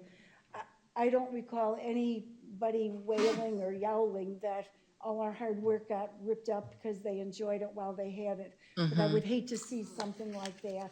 Yeah. If there's something very specific that goes to a school and then the school isn't there going forward. The second thing, school buses. I'm sure you're all aware, like everybody in the world is, they have to stop, and there's a whole procedure that they have to go through when they come to a railroad crossing. And on East Hollis Street, that's the one that I sat at one time watching buses going to and fro, east and west. They have to stop, go through their procedures, go across, then do the same thing again, and go across the second set of tracks. It was in the fall of 2025, one of the Nashua bus drivers asked if I could submit legislation to get signage on the back of the buses that would say, this bus stops at all railroad crossings. And it sounded so simple. Just no problem. Where would be the problem with this? Well, the problem got to be that OLS bumped it to their legal bunch, and they got back with me and said, this really should go to rules. So explained the process, and it went through rules. And I got going with, I'm forgetting his name, Christopher Burke, who is the safety school transportation director at the state.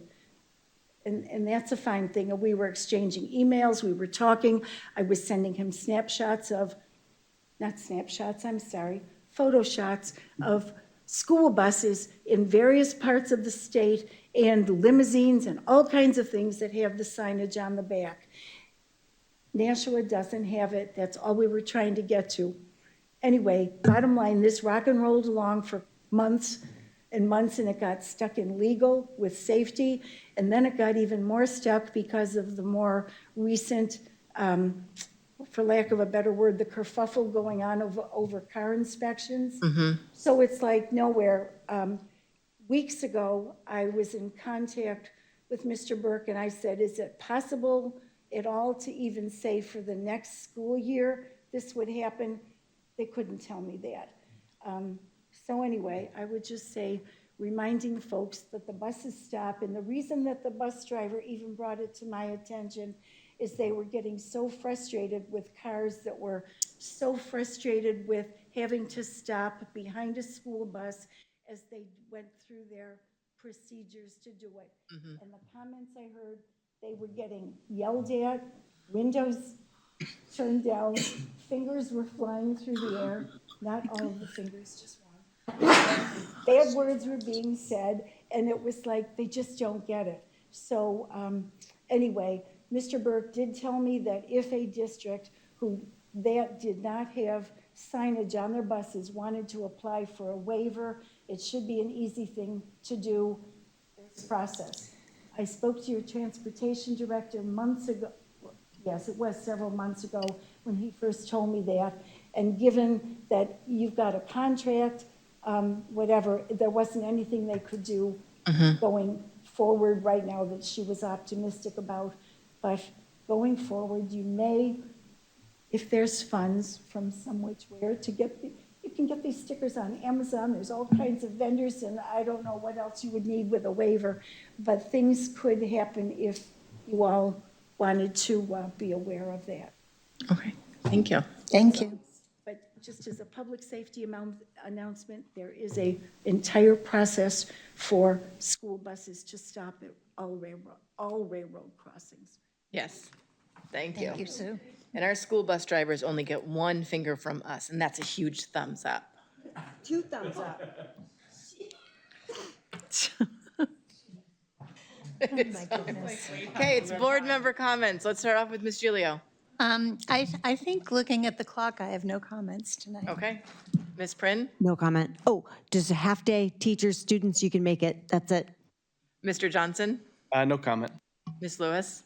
I just wish all of our students and our teachers a wonderful summer. Thank you. Mr. Salvi? No comments. Ms. Lopez?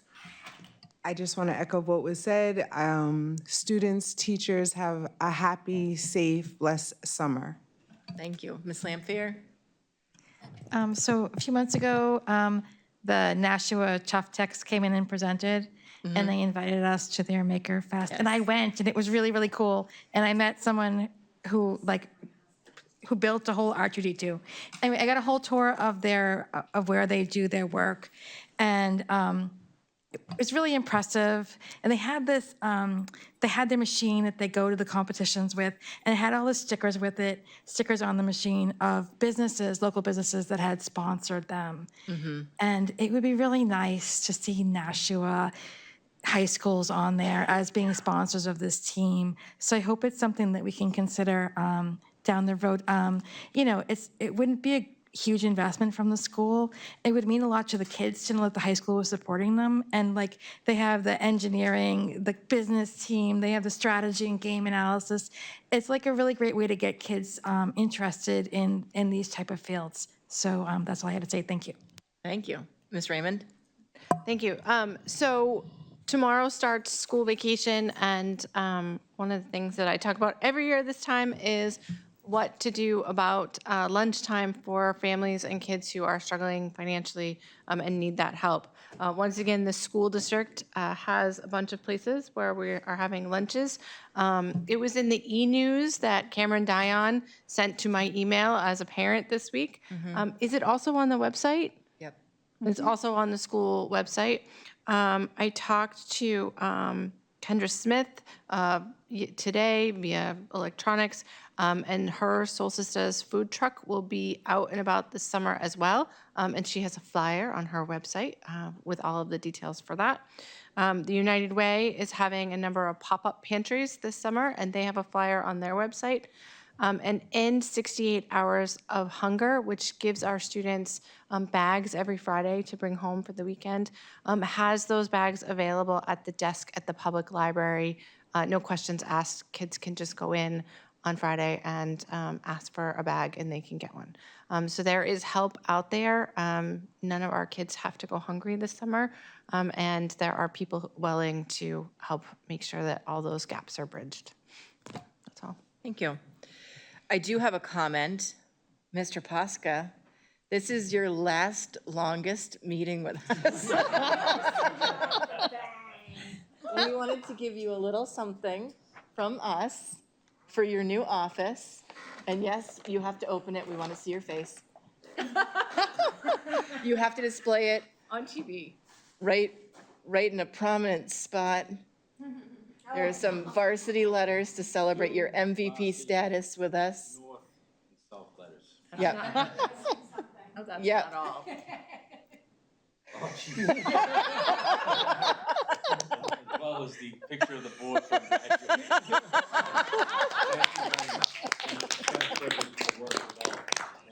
And now you can look at that Thank and you. just think, gosh, my life was so great. But really fantastic. We've all enjoyed working with you, and you've done our district proud. And I Googled a bunch of like awesome sports sayings, but I don't remember any of them. So just thank you and congratulations, and keep us updated. And we're proud to see your growth. You've had plenty of other sayings today, so I think you've covered it. But I know it's really quick, but I just want to say it's been an honor to work here in Nashua. I've worked with some outstanding teachers, starting out as the principal at Elm Street, coming here and being the assistant superintendent and being able to work with the board has been a great honor and privilege. To work with this leadership team on a regular basis has only made me a better person and a better leader.